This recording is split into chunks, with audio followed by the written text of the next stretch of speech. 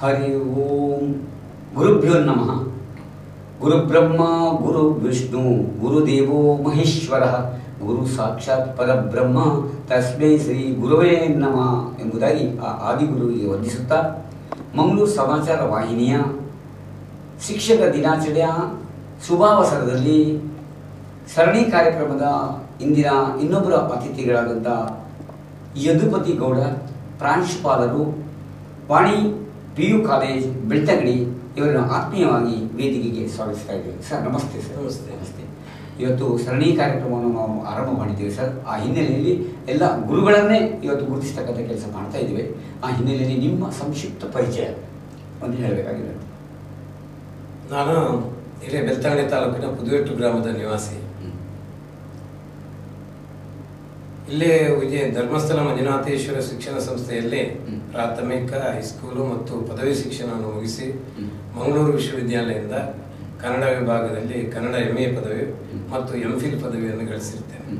ಆಮೇಲೆ ಆರಂಭದಲ್ಲಿ ಉಡುಪಿಯ MGM ಕಾಲೇಜಿನಲ್ಲಿ 2 ವರ್ಷ, ಮತ್ತೆ ಮಂಗಳೂರು ವಿಶ್ವವಿದ್ಯಾಲಯದ ಕನ್ನಡ ವಿಭಾಗದಲ್ಲಿ 10 ವರ್ಷ ಸೇವೆ ಸಲ್ಲಿಸಿ ಕಳೆದ ಹರಿ ಓಂ ಗುರುಭ್ಯೋ ನಮಃ. ಗುರುಬ್ರಹ್ಮ ಗುರು ವಿಷ್ಣು ಗುರುದೇವೋ ಮಹೇಶ್ವರ ಗುರು ಸಾಕ್ಷಾತ್ ಪರಬ್ರಹ್ಮ ತಸ್ಮೈ ಶ್ರೀ ಗುರವೇ ನಮಃ ಅಂಥೇಳಿ ಆ ಆದಿಗುರುವನ್ನು ನೆನೆಸಿಕೊಂಡು ಶಿಕ್ಷಕ ದಿನಾಚರಣೆಯ ಈ ಶುಭಾವಸರದಲ್ಲಿ ಮಂಗಳೂರು ಸಮಾಚಾರ ವಾಹಿನಿಯಲ್ಲಿ ಹಮ್ಮಿಕೊಂಡಂಥ ಸರಣಿ ಕಾರ್ಯಕ್ರಮದಲ್ಲಿ ನಾವು ಮುಂದುವರಿತಾ ಇದ್ದೇವೆ. ಇದೀಗ ವಿಶಿಷ್ಟ ಅತಿಥಿಗಳಾಗಿ ಬೆಳ್ತಂಗಡಿಯ ವಾಣಿ ಕಾಲೇಜಿನ ಪ್ರಾಂಶುಪಾಲರಾದಂತಹ, ಬೆಳ್ತಂಗಡಿ ತಾಲೂಕಿನ ಕನ್ನಡ ಸಾಹಿತ್ಯ ಪರಿಷದ ಅಧ್ಯಕ್ಷರೂ ಆದಂತಹ ಯದುಪತಿ ಗೌಡ ಅವರು ನಮ್ಮೊಂದಿಗಿದ್ದಾರೆ. ಅವರಿಗೆ ವಾಹಿನಿಯ ಪರವಾಗಿ ಆತ್ಮೀಯ ಆಧಾರದ ಪ್ರೀತಿಯ ಸ್ವಾಗತ ಸರ್. ನಮಸ್ತೆ ಸರ್. ಯದುಪತಿ ಗೌಡ ಸರ್, ಶಿಕ್ಷಕರ ದಿನಾಚರಣೆ ಹಿನ್ನೆಲೆ ಸರ್ವೇಪಳ್ಳಿ ರಾಧಾಕೃಷ್ಣನ್ ಅವರ ಜನ್ಮದಿನವನ್ನು ನಾವು ಆಚರಿಸ್ತಾ ಇದ್ದೇವೆ. ಈ ಹಿನ್ನೆಲೆಯಲ್ಲಿ ನಾವು ಸರಣಿ ಕಾರ್ಯಕ್ರಮವನ್ನು ಆರಂಭಿಸಿದ್ದೇವೆ. ಈ ಹಿನ್ನೆಲೆಯಲ್ಲಿ ತಮ್ಮ ಸಂಪೂರ್ಣ ಪರಿಚಯವನ್ನು ಕೊಡಬೇಕಾಗಿ ವಿನಂತಿ. ನಾನು ಮೂಲತಃ ಇಲ್ಲೇ ಬೆಳ್ತಂಗಡಿ ತಾಲೂಕಿನ ಪುದುವೆಟ್ಟು ಗ್ರಾಮದವನು. ನಮ್ಮ ಪ್ರಾಥಮಿಕ ಶಿಕ್ಷಣ ಪುದುವೆಟ್ಟು ಮತ್ತು ಧರ್ಮಸ್ಥಳ ಹಾಗೂ ಉಜಿರೆಯಲ್ಲಿ, ಹೈಸ್ಕೂಲ್ ಶಿಕ್ಷಣ ಧರ್ಮಸ್ಥಳ, ಉಜಿರೆಯಲ್ಲಿ ಡಿಗ್ರಿ ಪದವಿಯನ್ನು ಮುಗಿಸಿ ಮಂಗಳೂರು ವಿಶ್ವವಿದ್ಯಾಲಯದ ಕನ್ನಡ ವಿಭಾಗದಲ್ಲಿ MA ಪದವಿಯನ್ನು ಗಳಿಸಿ ಅಲ್ಲೇ MPhil ಪದವಿಯನ್ನು ಗಳಿಸಿ ಆರಂಭದಲ್ಲಿ ಉಡುಪಿಯ MGM ಕಾಲೇಜಿನಲ್ಲಿ ಕನ್ನಡ ಉಪನ್ಯಾಸಕನಾಗಿ ಸೇರಿಕೊಂಡೆ. 2 ವರ್ಷ ನಂತರ ಮಂಗಳೂರು ವಿಶ್ವವಿದ್ಯಾಲಯಕ್ಕೆ ಬಂದು ಮಂಗಳೂರು ವಿಶ್ವವಿದ್ಯಾಲಯದಲ್ಲಿ ಸುಮಾರು 10 ವರ್ಷ ಕೆಲಸ ಮಾಡಿದೆ. ಆಮೇಲೆ ಬೆಳ್ತಂಗಡಿಯ ವಾಣಿ PU ಕಾಲೇಜಿನ ಪ್ರಾರಂಭದ ಪ್ರಾಚಾರ್ಯನಾಗಿ ನೇಮಕಗೊಂಡು ಕಳೆದ 20 ವರ್ಷಗಳಿಂದ ಪ್ರಾಂಶುಪಾಲನಾಗಿ ಸೇವೆ ಸಲ್ಲಿಸ್ತಾ ಇದೆ. ಸಂತೋಷ, ತುಂಬ ಸಂತೋಷ. ಅಧಿಕಾರದ ಚುಕ್ಕಾಣಿ ಹಿಡಿದಿದ್ದೀರಿ, ಯಶಸ್ವಿ ಅಧಿಕಾರಿಗಳಾಗಿದ್ದೀರಿ. ವಾಣಿ ಕಾಲೇಜನ್ನು ಈ ಪರಿಸರದಲ್ಲಿ ಭಾಳ ಪ್ರಸಿದ್ಧವಾದ ಕಾಲೇಜು ಇವತ್ತು ಆಗಿದೆ. ತುಂಬ ಸಂತೋಷ. ಇನ್ನು ನಿಮ್ಮ ಸಂಕ್ಷಿಪ್ತ ಪರಿಚಯವಾಗಿ ನಿಮ್ಮ ತಂದೆ ತಾಯಿ ಬಂಧು ಬಳಗ ಹೇಳಿದರೆ ಒಳ್ಳೆಯದು. ನಮ್ಮ ತಂದೆ ತಾಯಿಗಳು ಅವರು ಅನಕ್ಷರಸ್ಥರು, ಕೃಷಿಯನ್ನೇ ನಂಬಿಕೊಂಡು ಬದುಕಿದವರು. ನಾವು 10 ಜನ ಮಕ್ಕಳು, ನಾನು ಅದರಲ್ಲಿ 9ನೇವ. 7 ಜನ ಹೆಣ್ಣು ಮಕ್ಕಳು, 3 ಜನ ಗಂಡು ಮಕ್ಕಳು. ಹಾಗಾಗಿ ಅಲ್ಲಿ ಶಿಕ್ಷಣ ವ್ಯವಸ್ಥೆ ಅಷ್ಟು ಇರಲಿಲ್ಲ ನಮ್ಮ ಗ್ರಾಮದಲ್ಲಿ ಆ ಕಾಲಕ್ಕೆ. ಸರಿ, 5ನೇ ಕ್ಲಾಸ್ ತನಕ ಇತ್ತು. ಅಲ್ಲಿ 5ನೇ ಕ್ಲಾಸ್ ಆದ ಮೇಲೆ ಮುಂದುವರಿಬೇಕು. ಧರ್ಮಸ್ಥಳಕ್ಕೆ 6 ಕಿಲೋಮೀಟರ್ ನಡ್ಕೊಂಡು ಬರಬೇಕು. ಅದು ಎಲ್ಲಿ? ಪುದುವೆಟ್ಟು. ಅಲ್ಲಿ 5ನೇ ಕ್ಲಾಸ್. ಈಗ ಇದೆ 7ನೇ ಕ್ಲಾಸು. ಮೂಲತಃ ಅದು ನಮ್ಮ ದೊಡ್ಡಪ್ಪನೇ ಮ್ಯಾನೇಜ್ಮೆಂಟ್ ನಡೆಸ್ಕೊಂಡಿದ್ರು ಆ ಕಾಲಕ್ಕೆ. ನಾನು 5ನೇ ಕ್ಲಾಸ್ ಓದುವಾಗ ಅದು Ganapati aided primary school Puduvettu ಅಂತ ಇತ್ತು. ನಾನು 6ನೇ ಕ್ಲಾಸಿಗೆ ಬಂದಾಗ ಅವರಿಗೆ ನೋಡ್ಕೊಳ್ಳಿಕ್ಕೆ ಆಗದೆ ಆ ಸಂಸ್ಥೆಯನ್ನು ಧರ್ಮಸ್ಥಳ ಎಜುಕೇಷನ್ ಟ್ರಸ್ಟ್ಗೆ ಬಿಟ್ಕೊಟ್ರು. ಮತ್ತೆ ಅದು ಧರ್ಮಸ್ಥಳ ವ್ಯವಸ್ಥೆಯಲ್ಲಿ ಮತ್ತೆ 7ನೇ ತರಗತಿ ತನಕ ಇದೆ, ಈಗಲೂ ಇದೆ ಅಲ್ಲಿ. ಮತ್ತು ಯಾವುದೇ ಸೌಕರ್ಯಗಳಿಲ್ಲ. ನಡ್ಕೊಂಡು ದಿನಕ್ಕೆ 12 ಕಿಲೋಮೀಟರ್ ನಡ್ಕೊಂಡು ನಾನು ಸಾಧಾರಣ 6ನೇ ಕ್ಲಾಸಿಂದ ಫೈನಲ್ ಇಯರ್ ಡಿಗ್ರಿವರೆಗೆ ದಿನ ನಿರಂತರವಾಗಿ ನಡ್ಕೊಂಡು ಬಂದದ್ದು. ಒಂದು 10 ವರ್ಷ ಮಾಡಿದದ್ದು. ಹಾಗಾಗಿ ಶಿಕ್ಷಕರಾಗಬೇಕು ಅಂತ ನಮಗೆ ಅನ್ನಿಸಿದ್ದು ನಾವು MA ಆದ ಮೇಲೆ. MA ಒಂದು ಕೋರ್ಸ್ ಮಾಡಿದೆವು, ಆ ಕ್ಷೇತ್ರದಲ್ಲಿ ಹೋಗಬೇಕು ಅಂತ. ಮತ್ತು ನಾನು ಉಡುಪಿಯಲ್ಲಿರುವಾಗ ಸಂಶೋಧನಾ ಕ್ಷೇತ್ರದಲ್ಲಿ ಕೂಡ ಕೆಲಸ ಮಾಡಿದ್ರಿಂದ ಮತ್ತು ಅದು ಕ್ಷೇತ್ರ ನನಗೆ ಸ್ವಲ್ಪ ಹಿಡಿಸಿತು ಸಂಶೋಧನೆ.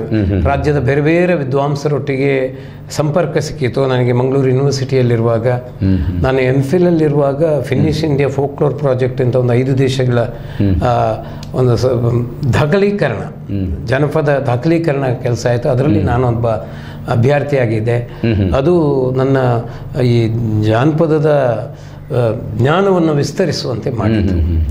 ಹೀಗಾಗಿ ಮತ್ತೆ ಬೇರೆ ಬೇರೆ ಸಂದರ್ಭದಲ್ಲಿ ಜಾನಪದಕ್ಕೆ ಸಂಬಂಧಪಟ್ಟ ಹಾಗೆ ವಿಚಾರಗೋಷ್ಠಿಗಳಲ್ಲಿ ಭಾಗವಹಿಸಿದ್ದೇನೆ, ಪೇಪರ್ ಪ್ರೆಸೆಂಟ್ ಮಾಡಿದ್ದೇನೆ, ಬೇರೆ ಬೇರೆ ನಿಯತಕಾಲಿಕೆಗಳಲ್ಲಿ ಲೇಖನಗಳನ್ನು ಬರೆದಿದ್ದೇನೆ, ಸಂಶೋಧನಾ ಲೇಖನಗಳು ಕೂಡ ಪ್ರಕಟ ಆಗಿದ್ದಾವೆ.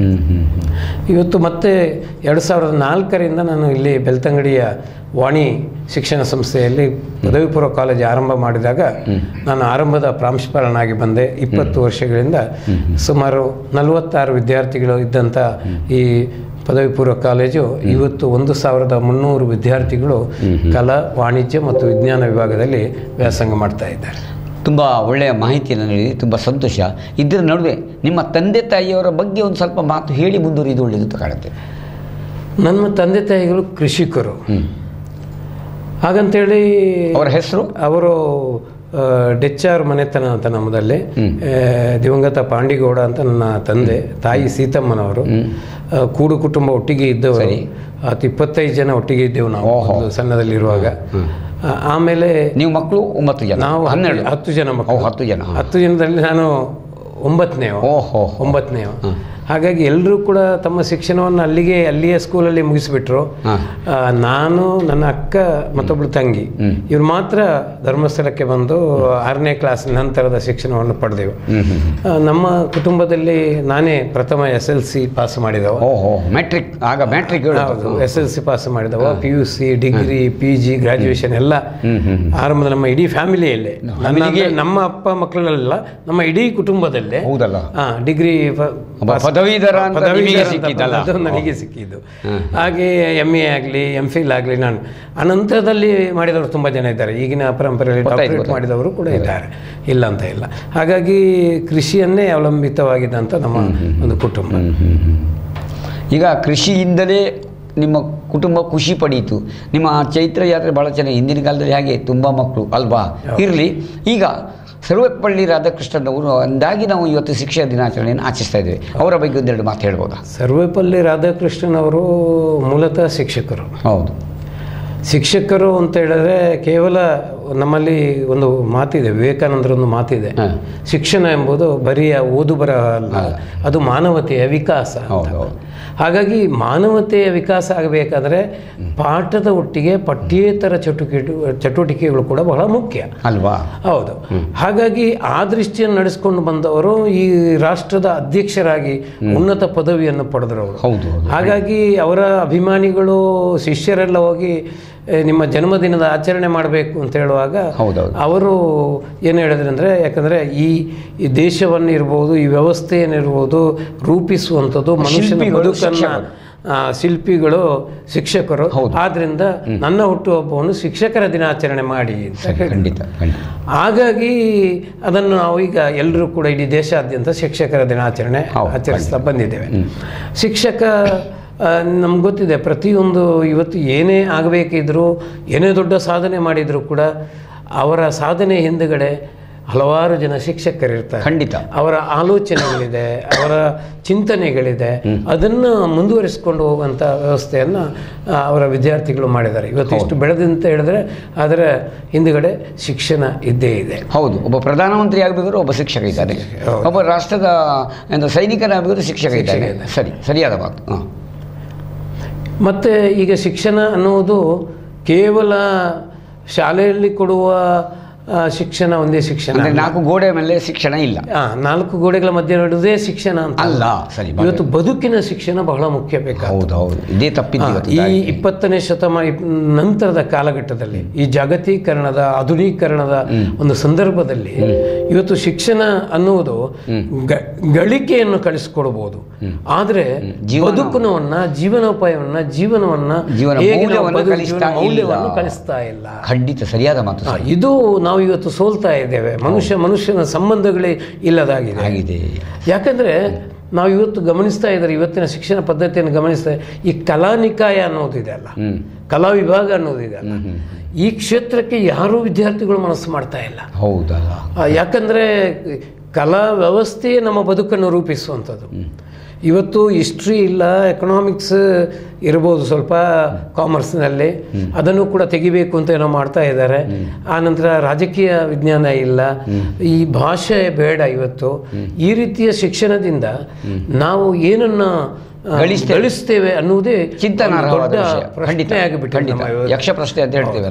ಇಷ್ಟು ಇತಿಹಾಸ ಇಲ್ಲದಿದ್ರೆ ಭವಿಷ್ಯತ್ತು ಹೇಗಿರ್ತದೆ, ವರ್ತಮಾನ ಹೇಗಿರ್ತದೆ, ಏನಿರ್ಬೋದು, ಏನಾದೀತು ಅನ್ನುವಂಥ ಒಂದು ಬಹಳ ಒಂದು ಸಂಕ್ರಮಣ ಸ್ಥಿತಿಯಲ್ಲಿ ಇವತ್ತು ಶಿಕ್ಷಣ ಇದೆ.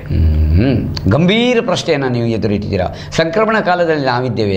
ಮಕ್ಕಳಿಗೆ ಬರೀ ಡಿಗ್ರಿ ಹೋಲ್ಡರ್ ಆಗಿ ಪ್ರಯೋಜನ ಇಲ್ಲ, ಪದವಿಗಳು ಕೈಯಲ್ಲಿದ್ದರೆ ಸಾಕಾಗುವುದಿಲ್ಲ. ಸುಸಂಸ್ಕೃತ ನಾಗರಿಕನಾಗಬೇಕು, ಅದು ಶಿಕ್ಷಣ. ಮೊದಲು ಮಾನವನಾಗು, ಓದಿ ಬ್ರಾಹ್ಮಣನಾಗು, ಕಾದಿ ಕ್ಷತ್ರಿಯನಾಗು, ಧನಿಕ ವೈನಿಕನಾಗು, ನೀ ಬಯಸಿದಂತ ಆದರೂ ನೀನು ಮೊದಲು ಮಾನವನಾಗು. ಅದನ್ನು ಕಲಿಸುವಲ್ಲಿ ಶಿಕ್ಷಣ ಎಡವಿದೆ ಅಂತ ಹೇಳಿದ್ದೀರಿ. ಖಂಡಿತವಾಗಿ ಸತ್ಯ. ಅದಕ್ಕೆ ಏನು ಮಾಡ್ಬೋದು ಅಂತ ನಿಮ್ಮ ಚಿಂತನೆ? ನಾವು ನಮ್ಮ ಹಿರಿಯರು ಹಾಕಿಕೊಟ್ಟ ಒಂದು ದಾರಿ ಇದೆ. ನಾವು ಇವತ್ತು ಗ್ರಾಸ್ ರೂಟ್ ಲೆವೆಲನ್ನು ಬಿಟ್ಟು ಮೇಲೆ ಯೋಚನೆ ಮಾಡ್ತಾ ಇದ್ದೇವೆ. ಇವತ್ತೊಬ್ಬ ರೈತನ ಬಗ್ಗೆ ಯಾರೂ ಚಿಂತನೆ ಮಾಡೋದಿಲ್ಲ. ಸರಿ, ಏನೇ ಬೆಳವಣಿಗೆ ಆದರೂ ಕೂಡ, ಏನೇ ಸಾಧನೆಗಳನ್ನು ಮಾಡಿದರೂ ಕೂಡ ತಿನ್ನುವುದಕ್ಕೆ ಅನ್ನ ಬೇಕೇ ಬೇಕು. ಖಂಡಿತ. ಅದಕ್ಕೆ ಜೈ ಜವಾನ್ ಅಂತ, ಜೈ ಜವಾನ್, ಜೈ ಜವಾನ್ ಜೈ ಕಿಸಾನ್. ಅದನ್ನು ಜೈ ಕಿಸಾನ್ ಅಂತ ಹೇಳಲಿಕ್ಕೆ ಯಾರಿಗೂ ಬೇಡ. ಇವತ್ತಿನ ಯಾವುದೇ ಒಬ್ಬ ಕೃಷಿಕನ ಮಗ ಇವತ್ತು ಕೃಷಿಕನಾಗಲಿಕ್ಕೆ ಒಪ್ತಾ ಇಲ್ಲ ಅಲ್ವಾ? ಯಾಕೆಂದರೆ ನಮ್ಮ ಎಲ್ಲ ವ್ಯವಸ್ಥೆಗಳು ಕೃಷಿಕರನ್ನು ಬಹಳ ಎರಡನೇ ದರ್ಜೆಯ ಪ್ರಜೆಗಳು ಅಂತ ತೀರ್ಮಾನ ಮಾಡಿದ ಹಾಗೆ ಇದೆ. ಇಡೀ ನಮ್ಮ ದೇಶದ ವ್ಯವಸ್ಥೆ ಅನ್ಕೊಂಡು ರಾಜಕೀಯವಾಗಿ ಹೇಳ್ತಾರೆ ನಾವು ಕೃಷಿಕರಿಗೆ ಅದು ಮಾಡ್ತೇವೆ ಇದು ಮಾಡ್ತೇವೆ ಅಂತ. ಆದರೆ ಕೃಷಿಕರ ಬದುಕು ಹೇಗಿದೆ, ಆ ಬದುಕಲ್ಲಿ ಇವತ್ತಿನ ಸಂದರ್ಭದಲ್ಲಿ ಒಳ್ಳೆಯ ಬದುಕನ್ನು ಸಾಗಿಸಲಿಕ್ಕೆ ಸಾಧ್ಯವ ಅನ್ನುವ ಪ್ರಶ್ನೆಗಳು ಇವತ್ತು ಕೃಷಿಕನಲ್ಲಿ ಕೂಡ ಬಂದಿದೆ ಅವನಿಗೆ. ಆದ್ದರಿಂದ ಅವರ ಮಕ್ಕಳನ್ನು ಏನೋ ಕಷ್ಟಪಟ್ಟು ಸಾಲನ್ನು ಸೋಲನ್ನು ಮಾಡಿ ಏನೋ ಒಂದು ಕಲಿಸಿ, ಆಧುನಿಕ ಶಿಕ್ಷಣವನ್ನು ಕಲಿಸಿ ನಾವು ಅವರೊಟ್ಟಿಗೆ ಹೋಗುವ ಅಂತ. ಈ ದೃಷ್ಟಿಯಲ್ಲಿ ನಮ್ಮ ಶಿಕ್ಷಣದ ವ್ಯವಸ್ಥೆ ಒಂದು ರೀತಿಯಲ್ಲಿ ಬಹಳ ಬೇಸರ ಆಗ್ತಾ ಇದೆ, ನಮಗೆ ದುಃಖ ಆಗ್ತದೆ, ದಿಕ್ಕು ತಪ್ತಾ ಇದೆ.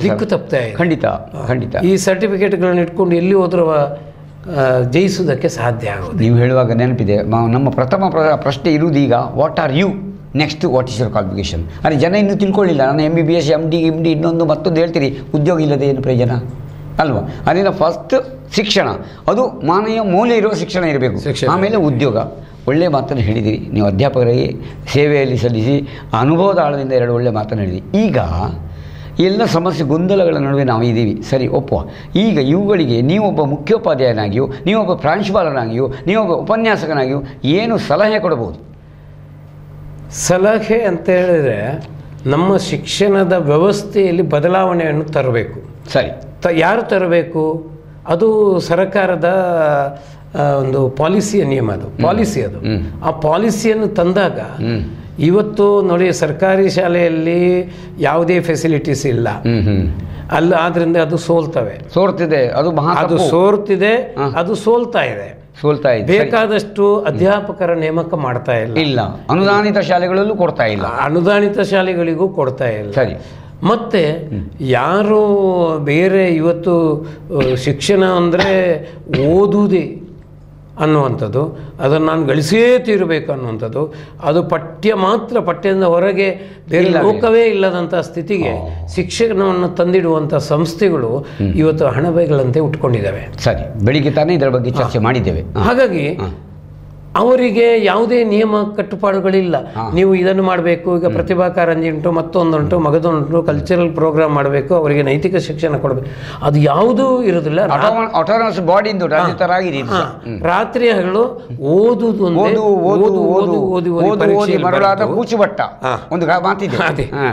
ಪರೀಕ್ಷೆಯಲ್ಲಿ ಬರೆದು ರ್ಯಾಂಕ್ ಪಡೆದು ಏನೋ ಒಂದು ಡಾಕ್ಟ್ರು ಇಂಜಿನಿಯರ್ ಆಗ್ತಾನೆ.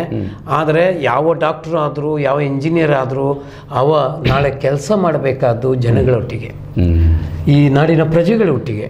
ಹಾಗಾಗಿ ಜನರಲ್ಲಿ ಹೇಗೆ ವ್ಯವಹಾರ ಮಾಡಬೇಕು, ಜನರ ಸಮಸ್ಯೆಗಳನ್ನು ತಿಳ್ಕೊಳ್ಬೇಕು, ಆ ಯಾವುದೇ ಒಂದು ವ್ಯವಸ್ಥೆ ಅವನಿಗೆ ಗೊತ್ತಿಲ್ಲ. ಯಾಕೆಂದರೆ ಓದಲೇ ಇಲ್ಲ, ಅದನ್ನು ಓದಲೇ ಇಲ್ಲ. ಸೈನ್ಸ್ ಆ್ಯಂಡ್ ಟೆಕ್ನಾಲಜಿ ಅಂತ ಓದಿದ್ದಾನೆ. ಈ ಮೂಲಕ ನಾವು ಪಡೆದ ಶಿಕ್ಷಣವನ್ನು ಪಡೆದಂಥ ನಾಳೆ ಈ ನಾಳೆಯ ಪ್ರಜೆಗಳಾಗಿ ಈ ದೇಶವನ್ನು ಯಾವ ರೀತಿಯಲ್ಲಿ ಕಟ್ಟಿದರು ಅನ್ನೋದೇ ಬಹಳ ಒಂದು ದುರಂತದ ಛಾಯೆ ಕೂಡ ನಮ್ಮ ದೇಶಕ್ಕೆ ಅಂತ ಅನ್ನಿಸ್ತದೆ. ಸರ್, ನೀವು ಹೇಳಿದ್ದು 100ಕ್ಕೆ 100 ಸತ್ಯ. ಇನ್ನೊಂದು ವಿಚಾರ ಹೇಳಿದ್ರಿ, ಡಾಕ್ಟ್ರು, ಇಂಜಿನಿಯರ್, ಲಾಯರ್ ಆದರೆ ಸಾಕಾಗಲ್ಲ, ಅವರು ಸೇವಾ ಮನೋಭಾವದಿಂದ ಕೆಲಸ ಮಾಡಬೇಕು. ಅದು ಇರಬೇಕಾದಲ್ಲಿ ಕೇವಲ ಹಣ ಮಾಡು, ಅಲ್ಲಿ ಕೊಟ್ಟ ಡೊನೇಷನ್ ಸರಿ ಮಾಡು ಅನ್ನೋದು ಆಗಿರಬಾರ್ದು. ಅವನು ಸೇವಾ ಮನೋಭಾವದಲ್ಲಿ ಇದ್ದಾಗ ಮಾತ್ರ ಮನುಷ್ಯ ಧರ್ಮ ಅಲ್ಲಿ ಉಳಿತದೆ.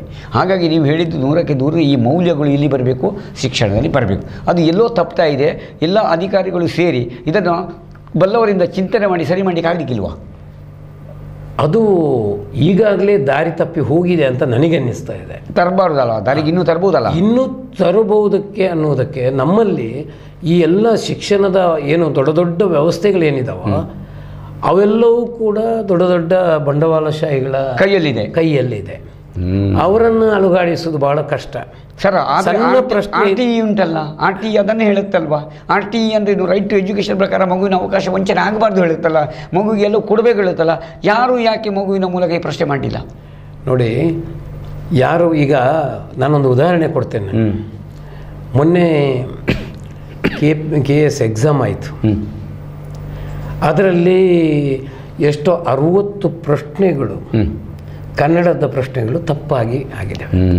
ಹೌದು, ಅದನ್ನು ಅರ್ಥ ಮಾಡಿಕೊಳ್ಳಿಕ್ಕೂ ಸಾಧ್ಯ ಇಲ್ಲ, ಕನ್ನಡದ ಒಬ್ಬ ಪ್ರಾಧ್ಯಾಪಕನಿಗೂ ಸಾಧ್ಯ ಇಲ್ಲ. ಆ ರೀತಿಯಲ್ಲಿ ಮಾಡಿದ. ಹೌದು, ಗೊತ್ತಾಗಿದೆ. ಇಲ್ಲಿ ಕನ್ನಡ ಮಾಧ್ಯಮದ ಒಬ್ಬ ವಿದ್ಯಾರ್ಥಿ, ಗ್ರಾಮೀಣ ಪ್ರದೇಶದ ವಿದ್ಯಾರ್ಥಿ ಆ ಪರೀಕ್ಷೆಯಲ್ಲಿ ಪಾಸ್ ಆಗಲಿಕ್ಕೆ ಸಾಧ್ಯ ಇದೆಯೋ? ಆದರೆ ಅವರು ವಂಚಿತರಾಗುವುದಿಲ್ಲ, ಉದ್ಯೋಗದಿಂದ ವಂಚಿತರಾಗುವುದಿಲ್ಲ. ಇದಕ್ಕೆ ಇಲ್ಲ, ಅದಕ್ಕೆ ರೀಪರೀಕ್ಷೆ ಮಾಡಬೇಕು ಏನೋ ಒತ್ತಡಗಳು ಬಂದರೂ ಕೂಡ ಸರ್ಕಾರ ಅದಕ್ಕೆ ಯಾವುದಕ್ಕೂ ಕೂಡ ಕುಮ್ಮಕ್ಕು ನೀಡ್ತಾ ಇಲ್ಲ. ಸರ್ಕಾರಕ್ಕೆ ಅವರದೇ ಮೇಲಾಟ, ಯಾವುದೇ ಸರ್ಕಾರ ಬರಲಿ, ನಾವು ಯಾವ ಸರ್ಕಾರ ಅಂತ ಯಾವುದೇ ಸರ್ಕಾರ. ಹಾಗಾಗಿ ಶಿಕ್ಷಣ ಒಂದು ಕಾಲಕ್ಕೆ, ನಾವು ಓದುವ ಕಾಲಕ್ಕೆ 10 ವರ್ಷಗಳಿಗೊಮ್ಮೆ ಪಠ್ಯಪುಸ್ತಕ ಬದಲಾವಣೆ. ಹೌದು, ಆ ಬದಲಾವಣೆ ಆಯಿತು ಅಂತ ಬಂದಾಗ ಅದಕ್ಕೆ ಚಕಾರ ಯಾರು ಎತ್ತುವ ಹಾಗೆ ಇಲ್ಲ. ಯಾಕಂದ್ರೆ ಆ ರೀತಿ ಇತ್ತು ಅದು. ಈಗಿನ ಪಠ್ಯಪುಸ್ತಕ ಬದಲಿಸುವುದೇ ರಾಜಕೀಯ. ಈಗ ರಾಜಕೀಯ ವ್ಯಕ್ತಿಗಳೇ ಅದರಲ್ಲಿ ಸೇರಿಕೊಂಡು ಖಂಡಿತ ಪಠ್ಯ ಹೀಗೆ ಆಗಬೇಕು ಅಂತ ಅವರ ಆಲೋಚನೆಗಳನ್ನು ಪಠ್ಯದಲ್ಲಿ ತುಣುಕಿಸೋದಕ್ಕೆ ನೋಡ್ತಾರೆ. ಸೊ ಇದರಿಂದ ಏನಾಗುತ್ತೆ ಅಂತ ಹೇಳಿದ್ರೆ, ನಮ್ಮಲ್ಲಿ ಕೆಲವು ಮೂಲಭೂತವಾದಿಗಳಿರ್ತಾರೆ, ಕೆಲವು ಪಟ್ಟಬದ್ಧ ಹಿತಾಸಕ್ತಿಗಳಿದ್ದಾರೆ, ಕೆಲವು ಬಲಪಂಥೀಯರಿರ್ತಾರೆ, ಕೆಲವು ಎಡಪಂಥೀಯರಿರ್ತಾರೆ.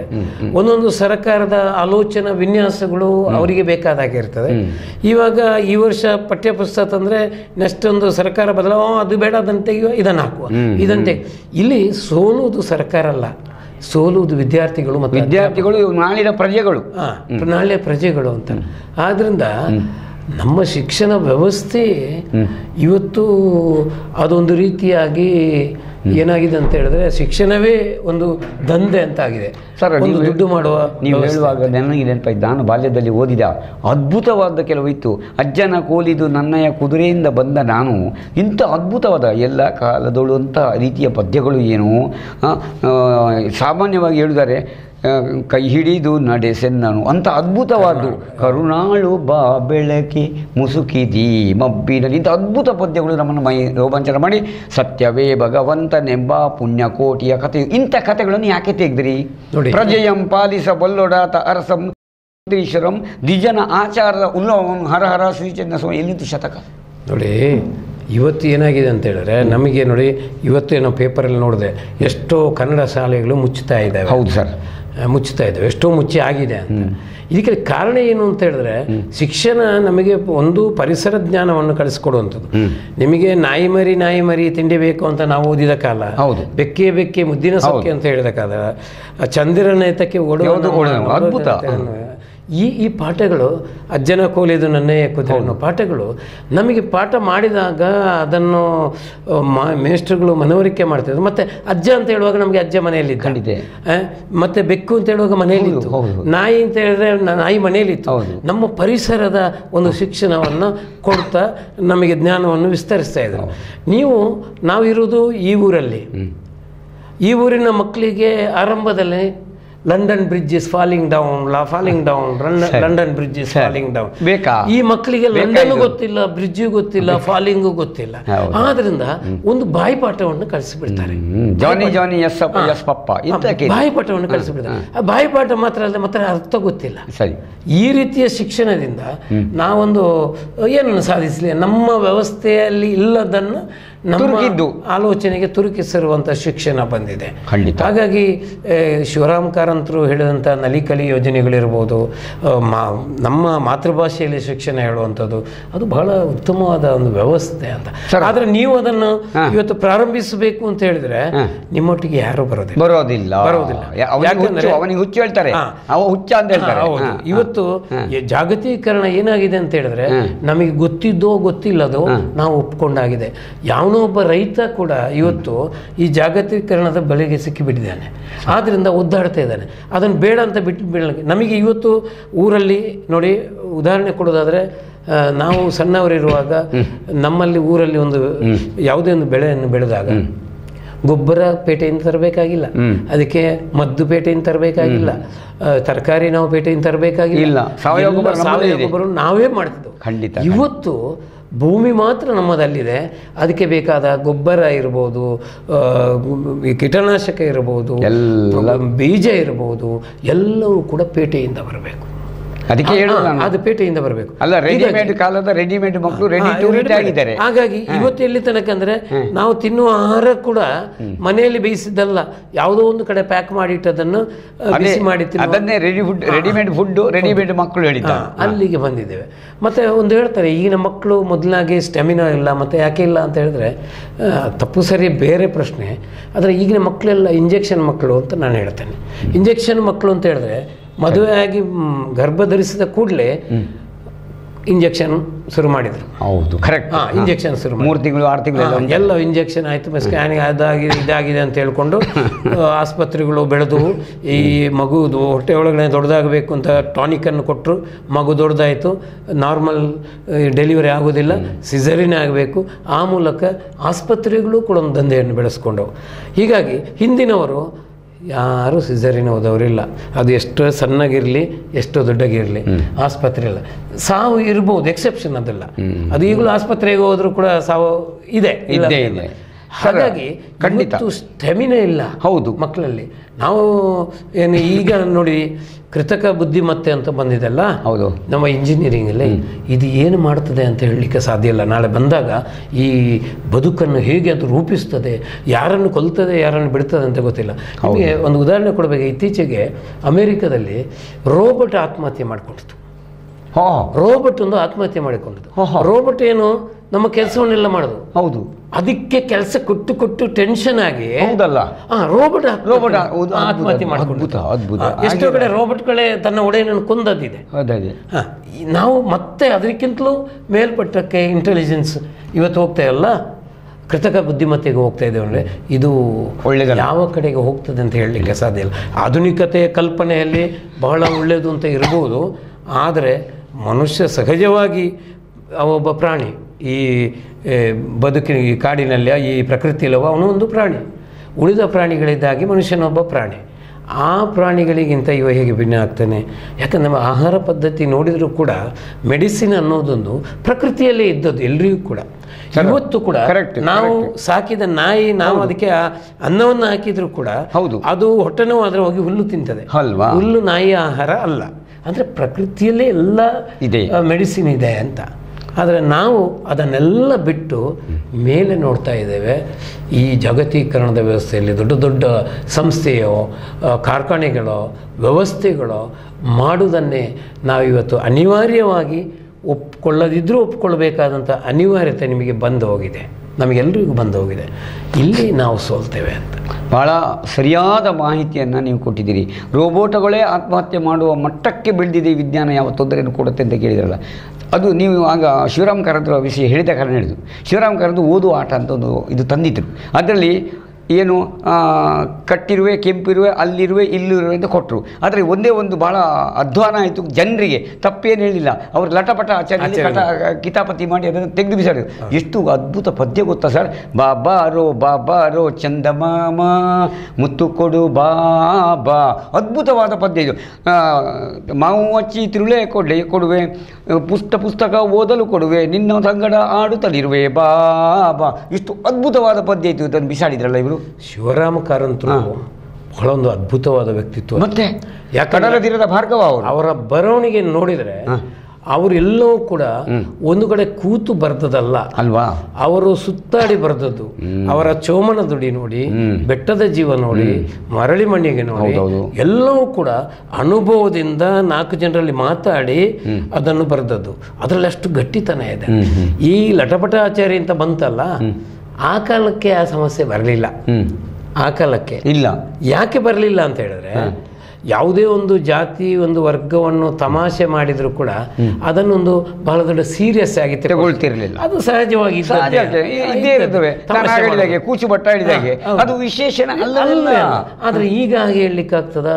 ಈಗ ನಾವೇನು ಮಾಡಿದ್ದೇವೆ ಅಂತ ಹೇಳಿದ್ರೆ, ಕುವೆಂಪು ಅವರು ಹೇಳಿದಾಗೆ ನನ್ನ ಮಾತು, ಮನುಷ್ಯ ವಿಷಮಾನವನಾಗಿರ್ತಾನೆ, ಮಾನವನಾಗಿ ಶಿಕ್ಷಣವನ್ನು ಅಲ್ಪಮಾನವನನ್ನಾಗಿ ಮಾಡ್ತಾ ಉಂಟು. ಬೆಳೆದ ಹಾಗೆಯೇ ಅಲ್ಪಮಾನವನು, ಈ ಅಲ್ಪಮಾನವನ ಆ ವ್ಯವಸ್ಥೆ ಒಳಗಡೆ ಈ ಲಟಪಟ ಆಚಾರ್ಯ ಸಿಕ್ಕಿದ್ದು. ಇವತ್ತೊಂದು ಪದ ಬಂದಾಗ ಒಂದು ವರ್ಗ ಎದ್ದು ನಿಲ್ಲುವುದು, ಇದಕ್ಕೆಲ್ಲ ಬಂದದ್ದು ಆಧುನಿಕ ಬದುಕು, ಆಧುನಿಕ ಶಿಕ್ಷಣ, ಆಧುನಿಕ ವ್ಯವಸ್ಥೆಗಳಿಂದ ಜನರನ್ನ ಮಿಸ್ಗೈಡ್ ಮಾಡ್ತಾ ಇದೆ, ದಾರಿ ತಪ್ಪಿಸ್ತಾ ಇದ್ದಾರೆ. ಹೌದು. ನಾವು ಇತ್ತೀಚೆಗೆ ಒಂದು ಸಿದ್ಧವೇಷದ ಒಂದು ಪ್ರಾಜೆಕ್ಟ್ ಮಾಡಿದ್ದೇವೆ. ನೀವು ಹೇಳುವಾಗ ನೆನಪಾಯಿತು, ನಮ್ಮ ಕ್ಲಾಸಲ್ಲಿ ಒಬ್ಬರು ಅಧ್ಯಾಪಕರಿದ್ದರು. ಅವರು ಏನು ಹೇಳಿದರು, ಹೋಗಿ ಹೇಳಿದ ಪದ ಏನಾಗಿತ್ತು ಅಂದರೆ, ನಾನು ಮುಸ್ಲಿಂ ಶಾಲೆಯಲ್ಲಿದ್ದೆ, ಅವರು ನನ್ನೊಟ್ಟಿಗೆ ಅಧ್ಯಾಪಕರಾಗಿದ್ದರು. ಇವತ್ತು SVS ಶಾಲೆಯಲ್ಲಿ ಅವರು ಕಟಪಾಡಿಯಲ್ಲಿ ಅಧ್ಯಾಪಕರಾಗಿ ಇದ್ದಾರೆ, ಸದ್ಯಕ್ಕೆ ಇದ್ದಾರೆ, ವಿವೇಕಾನಂದ ಸರ್. ಅವರು ನನ್ನ ತರಗತಿಗೆ ಹೋದಾಗ ನಾನು ಹೆಡ್ ಮಾಸ್ಟ್ರು. ನೀವು ಏನಾದರೂ ಜಾತಿ ಬಿಡುದಿಲ್ಲ ಹೇಳಿಬಿಟ್ರು. ಅವರು ಹೇಳಿದ ಅರ್ಥ ಜಾತಿ ಅಂದರೆ ಜಾತಿ ವಾಚಕ ಅಲ್ಲ, ನೀವು ಬುದ್ಧಿ ಬಿಡುವುದಿಲ್ಲ ಎಂಬುದನ್ನು ಹೇಳಬೇಕಿತ್ತು. ಅಲ್ಲಿ ಹುಡುಗರು ಎದ್ದು ನಿಂತು ರಂಪ ಮಾಡಿದ್ರು. ನಾನು ಹೋದೆ, ಯಾರು ಕರೆದು ಬಂದಿಲ್ಲ, ನಾನೇ ಕ್ಲಾಸಿಗೆ ಹೋದೆ. ಹೆಚ್ಚಮಾಗಿ ಎದ್ದು ನಿಂತರು. ಏನು ಸಾರ್, ಅವ್ರು ಜಾತಿಯ ಬಗ್ಗೆ ಮಾತಾಡ್ತಾರೆ, ನಮಗೆ ಜಾತಿಯವಾದ ಮಾಡ್ತಾರೆ. ಮಕ್ಕಳೇ, ಅವರು ಹೇಳಿದ್ದು ಹಾಗಲ್ಲ, ಅಲ್ಲಿ ಜಾತಿ ವಾಚಕಲ್ಲ. ಏನಾದರೂ ನೀವು ಬುದ್ಧಿ ಬಿಡುವುದಿಲ್ಲ ಎಂಬುದನ್ನು ಹೇಳುವಲ್ಲಿ ಅವರು ಆ ಪದ ಬಳಸಿದ್ದಾರೆ ಹೇಳಿ ಸರಿಯ ಮಾಡಬೇಕಾಯಿತು. ಮರುದಿನವೇ ಆ ಅಧ್ಯಾಪಕರು ರಿಸೈನ್ ಕೊಟ್ಟು ಹೋದರು. ಉದಾಹರಣೆಗೆ ಈ ಪರಿಸ್ಥಿತಿ ಯಾಕೆ ಬಂತು? ಇದು ನನ್ನ ಚಿಂತನೆ. ನಮಗೆ ಕೊಡುವಂಥ ಶಿಕ್ಷಣ ಇದೆ, ಆ ಶಿಕ್ಷಣ ಸಣ್ಣ ಮಕ್ಕಳ ತಲೆಯಲ್ಲಿ ನಾವು ತುಂಬುವಂಥ ಶಿಕ್ಷಣ ಏನಿದೆಯೋ ಅದು ಈಗ ಬೇರೆ ಬೇರೆ ಕಡೆ ಬೇರೆ ಬೇರೆ ಶಿಕ್ಷಣ ಕೊಡ್ತಾರೆ. ಈಗ ಹಿಂದೂಗಳಿಗೆ ದೇವಸ್ಥಾನದಲ್ಲಿ, ಇಗರ್ಜಿಯಲ್ಲಿ, ಮಸೀದಿಯಲ್ಲಿ ಮಕ್ಕಳಿಗೆಲ್ಲ ಶಿಕ್ಷಣ, ಧಾರ್ಮಿಕ ಶಿಕ್ಷಣವನ್ನು ಕೊಡ್ತಾರೆ. ಆ ಶಿಕ್ಷಣವನ್ನು ಕೊಡುವ ಒಂದು ವ್ಯವಸ್ಥೆಯಲ್ಲಿ ಕೂಡ ಇವತ್ತು ನಮ್ಮ ಎಲ್ಲ ಧಾರ್ಮಿಕ ಮುಖಂಡರು ಕೂಡ ತಪ್ಪಿದ್ದಾರೆ ಅಂತ ಅನ್ನಿಸ್ತದೆ. ಖಂಡಿತ. ಯಾಕಂದ್ರೆ ಈ ಧಾರ್ಮಿಕ ಶಿಕ್ಷಣವನ್ನು ಈಗ ಕೊಡ್ತಾ ಬಂದದಲ್ಲ, ಬಹಳ ಹಿಂದಿನ ನನ್ನ ಶಾಲೆಯಲ್ಲಿ ಭಜನೆ ಇತ್ತು ಸರ್. ಅಲ್ಲ, ಎಲ್ಲ ಕಾಲದಲ್ಲಿ ಇತ್ತು, ಎಲ್ಲ ಧರ್ಮದಲ್ಲೂ ಇತ್ತು, ಎಲ್ಲರೂ ಇದ್ರು. ಆವಾಗ ಈ ಸಮಸ್ಯೆ ಬರಲಿಲ್ಲ. ಖಂಡಿತ. ಇವತ್ತು ಆ ವ್ಯವಸ್ಥೆಗಳು ನಮಗೆ ಯಾರು ಧಾರ್ಮಿಕ ಶಿಕ್ಷಣಗಳನ್ನು ಕೊಡ್ತಾರೋ ಅವರ ಮನಸ್ಸೇ ಕುಲುಷಿತಗೊಂಡಿದೆ ಅಂತ. ಹೌದೌದು. ಆ ರೀತಿಯಿಂದ ಇದಾಗ್ತದೆ. ಇಲ್ಲದಿದ್ದರೆ ಯಾವುದೇ ಆಗಲಿ ಒಂದು ಗ್ರಾಮದಲ್ಲಿ ಎಲ್ಲ ಜಾತಿ ಧರ್ಮದವರು ಎಷ್ಟು ಚೆನ್ನಾಗಿ ಬದುಕ್ತಾ ಇದ್ರು, ಶಾಲೆ ಎಷ್ಟು ಚೆನ್ನಾಗಿ ಬದುಕ್ತಾ ಇದ್ರು, ಶಾಲೆಯಲ್ಲಿ ಹೇಗಿದ್ರು, ಎಲ್ಲವೂ ಇತ್ತು. ಆದರೆ ಇವತ್ತು ಒಂದು ಪದ ಬಳಕೆ ಮಾಡಿದ್ರು ಅವನಿಗೆ ಕಷ್ಟ ಅಲ್ವಾ? ಈ ರೀತಿಯ ವ್ಯವಸ್ಥೆಗಳು ಬಂದುಬಿಟ್ಟಿದ್ದಾವೆ. ಆದ್ದರಿಂದ ಇವತ್ತು ಶಿಕ್ಷಕರ ದಿನಾಚರಣೆ ಮಾಡ್ತಿರುವ ಈ ಸಂದರ್ಭದಲ್ಲಿ ಇನ್ನಿನ್ನು ಶಿಕ್ಷಣ ಕ್ಷೇತ್ರಕ್ಕೆ ಯಾರು ಬರಲಿಕ್ಕಿಲ್ಲ ಅಂತಾಗಿದೆ. ಯಾಕಂದರೆ ಮಕ್ಕಳಿಗೆ ಒಂದು ಪೆಟ್ಟು ಕೊಡುವ ಹಾಗಿಲ್ಲ. ಒಂದು ಕಾಲಕ್ಕೆ ಪೆಟ್ಟು, ನಾವೆಲ್ಲ ಎಷ್ಟು ಪೆಟ್ಟು ತಿಂದಿದ್ದೇವೆ ಅಂತ ಹೇಳಿ, ಪೆಟ್ಟು ತಿಂದೆ ಸರಿಯಾದ್ದು. ಮತ್ತೆ ಮನೆಗೆ ಬಂದಾಗ ಮನೆಯವರಿಗೆ ಗೊತ್ತಾಗಬಾರ್ದು ಪೆಟ್ಟು ತಿಂದ, ಅವರು ಇನ್ನೆರಡು ಪೆಟ್ಟು ಕೊಡ್ತಾರೆ. ಇನ್ನೆರಡು ಪೆಟ್ಟು ನಿಮಗೆ ಬೀಳಬೇಕಿತ್ತು ಅಂತ ಹೇಳ್ತಾರೆ.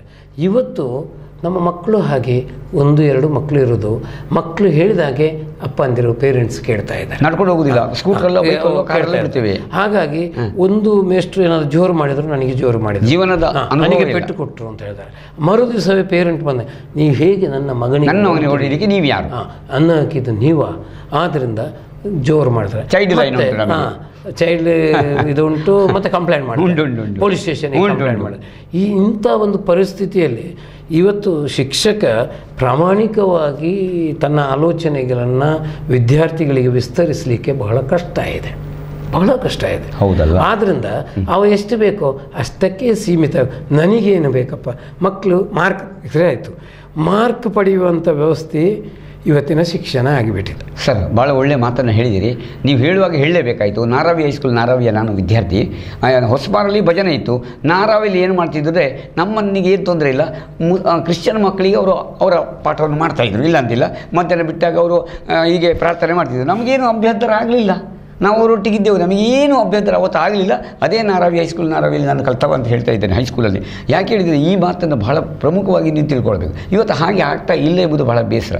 ಅದಿರಲಿ, ಈಗ ಮುಂದಕ್ಕೆ ಬರುವುದಾದರೆ ಆಹಾರ, ಶಿಕ್ಷಣ ಮತ್ತು ಶಿಕ್ಷಣ, ಆಹಾರ, ಆರೋಗ್ಯ ಇದು 3 ಉಚಿತವಾಗಿ ಸಿಗಬೇಕು ಅಂತ ನಮ್ಮದೊಂದು ಪರಿಕಲ್ಪನೆ ಇದೆ. ರಾಷ್ಟ್ರೀಯ ವಿದ್ಯಾರ್ಥಿ ಪೋಷಕ ವೇದಿಕೆ ಬಲವಾಗಿ ಇದನ್ನು ಹೇಳ್ತಾ ಇದೆ. ನೀವೇನು ಹೇಳ್ತೀರಾ? ನೋಡಿ, ವಿದೇಶಗಳಲ್ಲಿ ಈ ವ್ಯವಸ್ಥೆಗಳು ಇದೆ ಅಂತೆ, ನನಗೆ ಗೊತ್ತಿಲ್ಲ, ಕೇಳಿ ತಿಳ್ಕೊಂಡಿದ್ದೇನೆ. ಅಲ್ಲಿ ಶಿಕ್ಷಣ ಕೆಲವು ಕಡೆ ಉಚಿತವಾಗಿ ಕೊಡು. ಶಿಕ್ಷಣ, ಆರೋಗ್ಯ, ಆಹಾರ ಈ ಮೂರನ್ನು ವಿದ್ಯಾರ್ಥಿಗಳಿಗೆ ಉಚಿತವಾಗಿ ಕೊಡಬೇಕು, ಖಂಡಿತವಾಗಿ ಕೊಡಬೇಕು ಅಂತ. ಒಂದು ಕಾಲಕ್ಕೆ ಭಾರತ ಭಾರಿ ಬಡತನದಲ್ಲಿದ್ದಾಗ ಅಮೇರಿಕಾದಿಂದ ಬಂದ ಗೋಧಿಯನ್ನು ಅವರು ರಿಜೆಕ್ಟ್ ಮಾಡಿದ ಗೋಧಿಯನ್ನು ತಿಂದವರು ನಾವು ಪ್ರೈಮರಿ. ಖಂಡಿತ, ನಾವೆಲ್ಲ ಅದನ್ನೇ ತಿಂದದ್ದು. ಇವತ್ತು ಸರ್ಕಾರ ಬಿಸಿ ಊಟ ವ್ಯವಸ್ಥೆ ಮಾಡಿದೆ.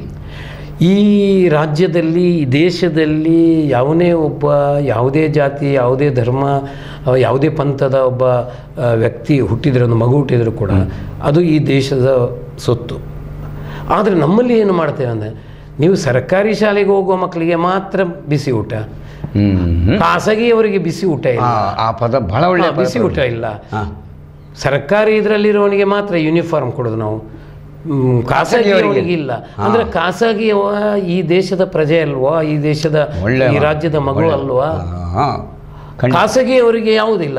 ಆದರೆ ಖಾಸಗಿಯವರಿಗೆ ನೀವು ಶಿಕ್ಷಣ ಸಂಸ್ಥೆ ನಡೆಸಿ ಅಂತ ಪರ್ಮಿಷನ್ ಯಾಕೆ ಕೊಟ್ಟದ್ದು? ಸರ್, ಇವತ್ತಿನ ಸಂದರ್ಭದಲ್ಲಿ ನಾನು ಗಮನಿಸ್ತಾ ಇದ್ದೇನೆ, ನಮ್ಮ ಇಲಾಖೆಯ ಕೆಲಸಗಳು ಎಲ್ಲವೂ ಕೂಡ ನೀವು ಖಾಸಗಿ ಶಿಕ್ಷಣ ಸಂಸ್ಥೆಯವರಿಗೆ ಮಾತ್ರ, ಸರ್ಕಾರಕ್ಕೇನಿಲ್ಲ.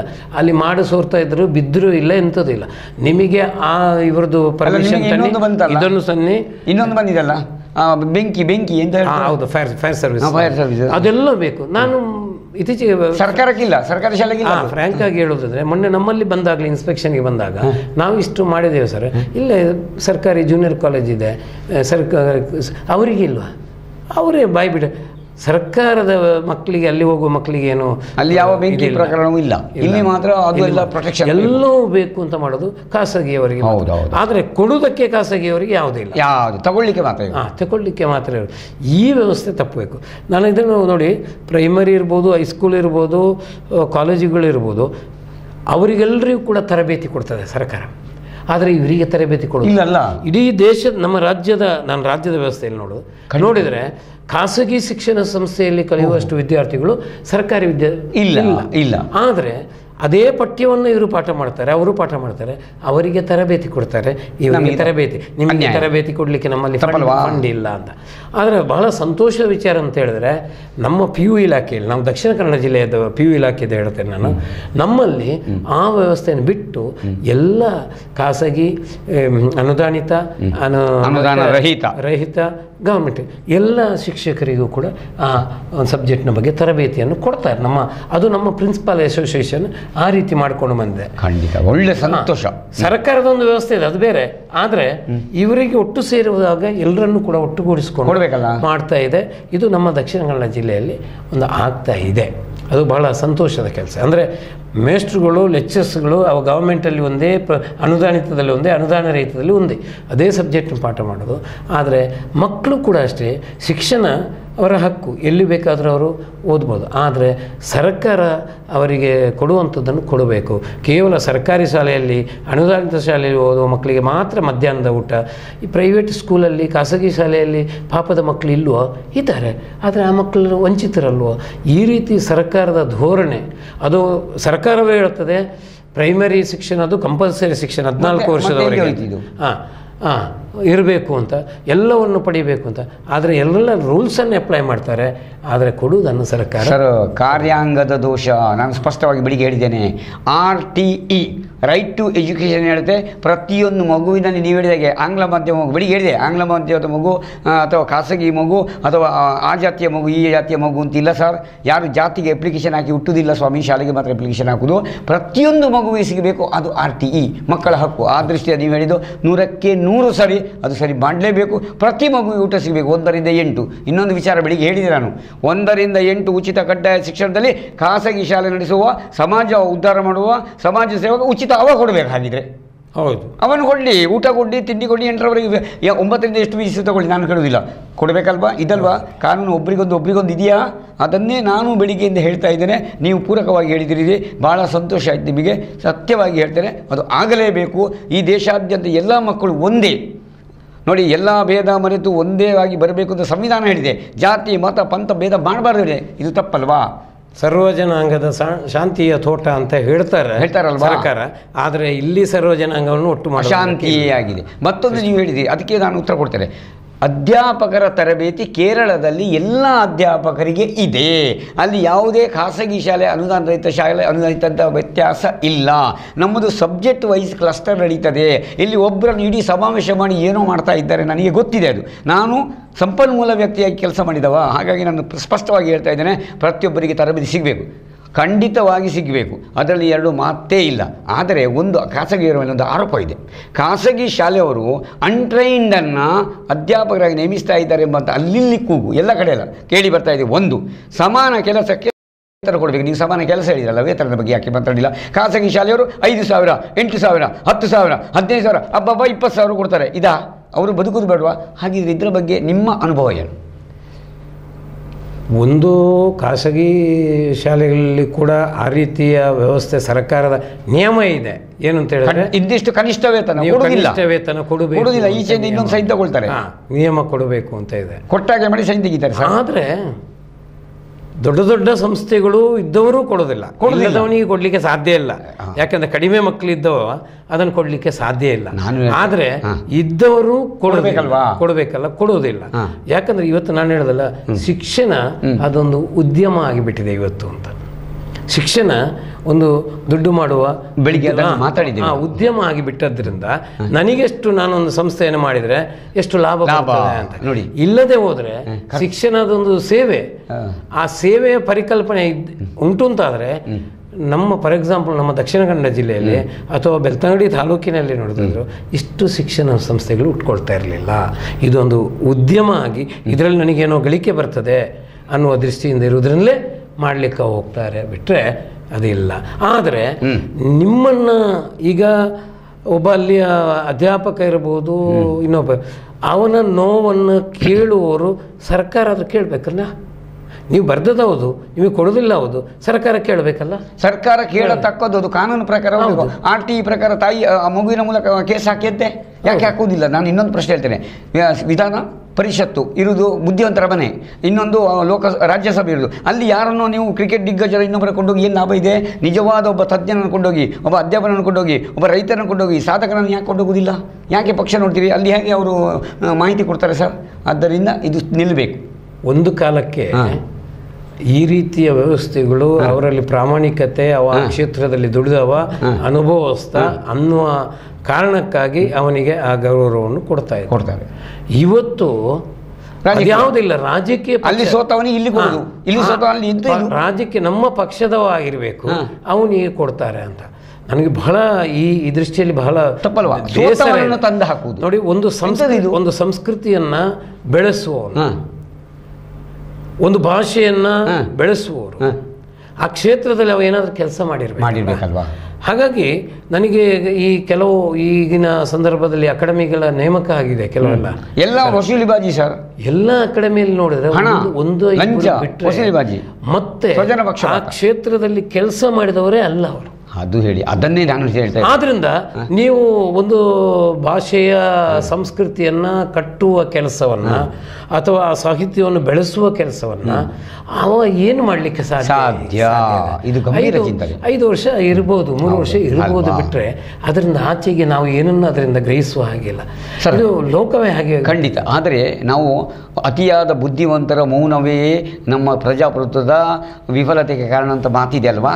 ಅದರಿಂದ ಪ್ರಜ್ಞಾವಂತರೇ ನೆನಪಿಡಿ, ಇದನ್ನು ಮಾತಾಡಲೇಬೇಕು, ಮಾತಾಡ್ತಾ ಇದ್ವಿ. ಇನ್ನೊಂದು ಮಾತು ಆಗದ ಪ್ರಶ್ನೆಯಲ್ಲಿ ಒಂದು ಉಳಿದಿದೆ.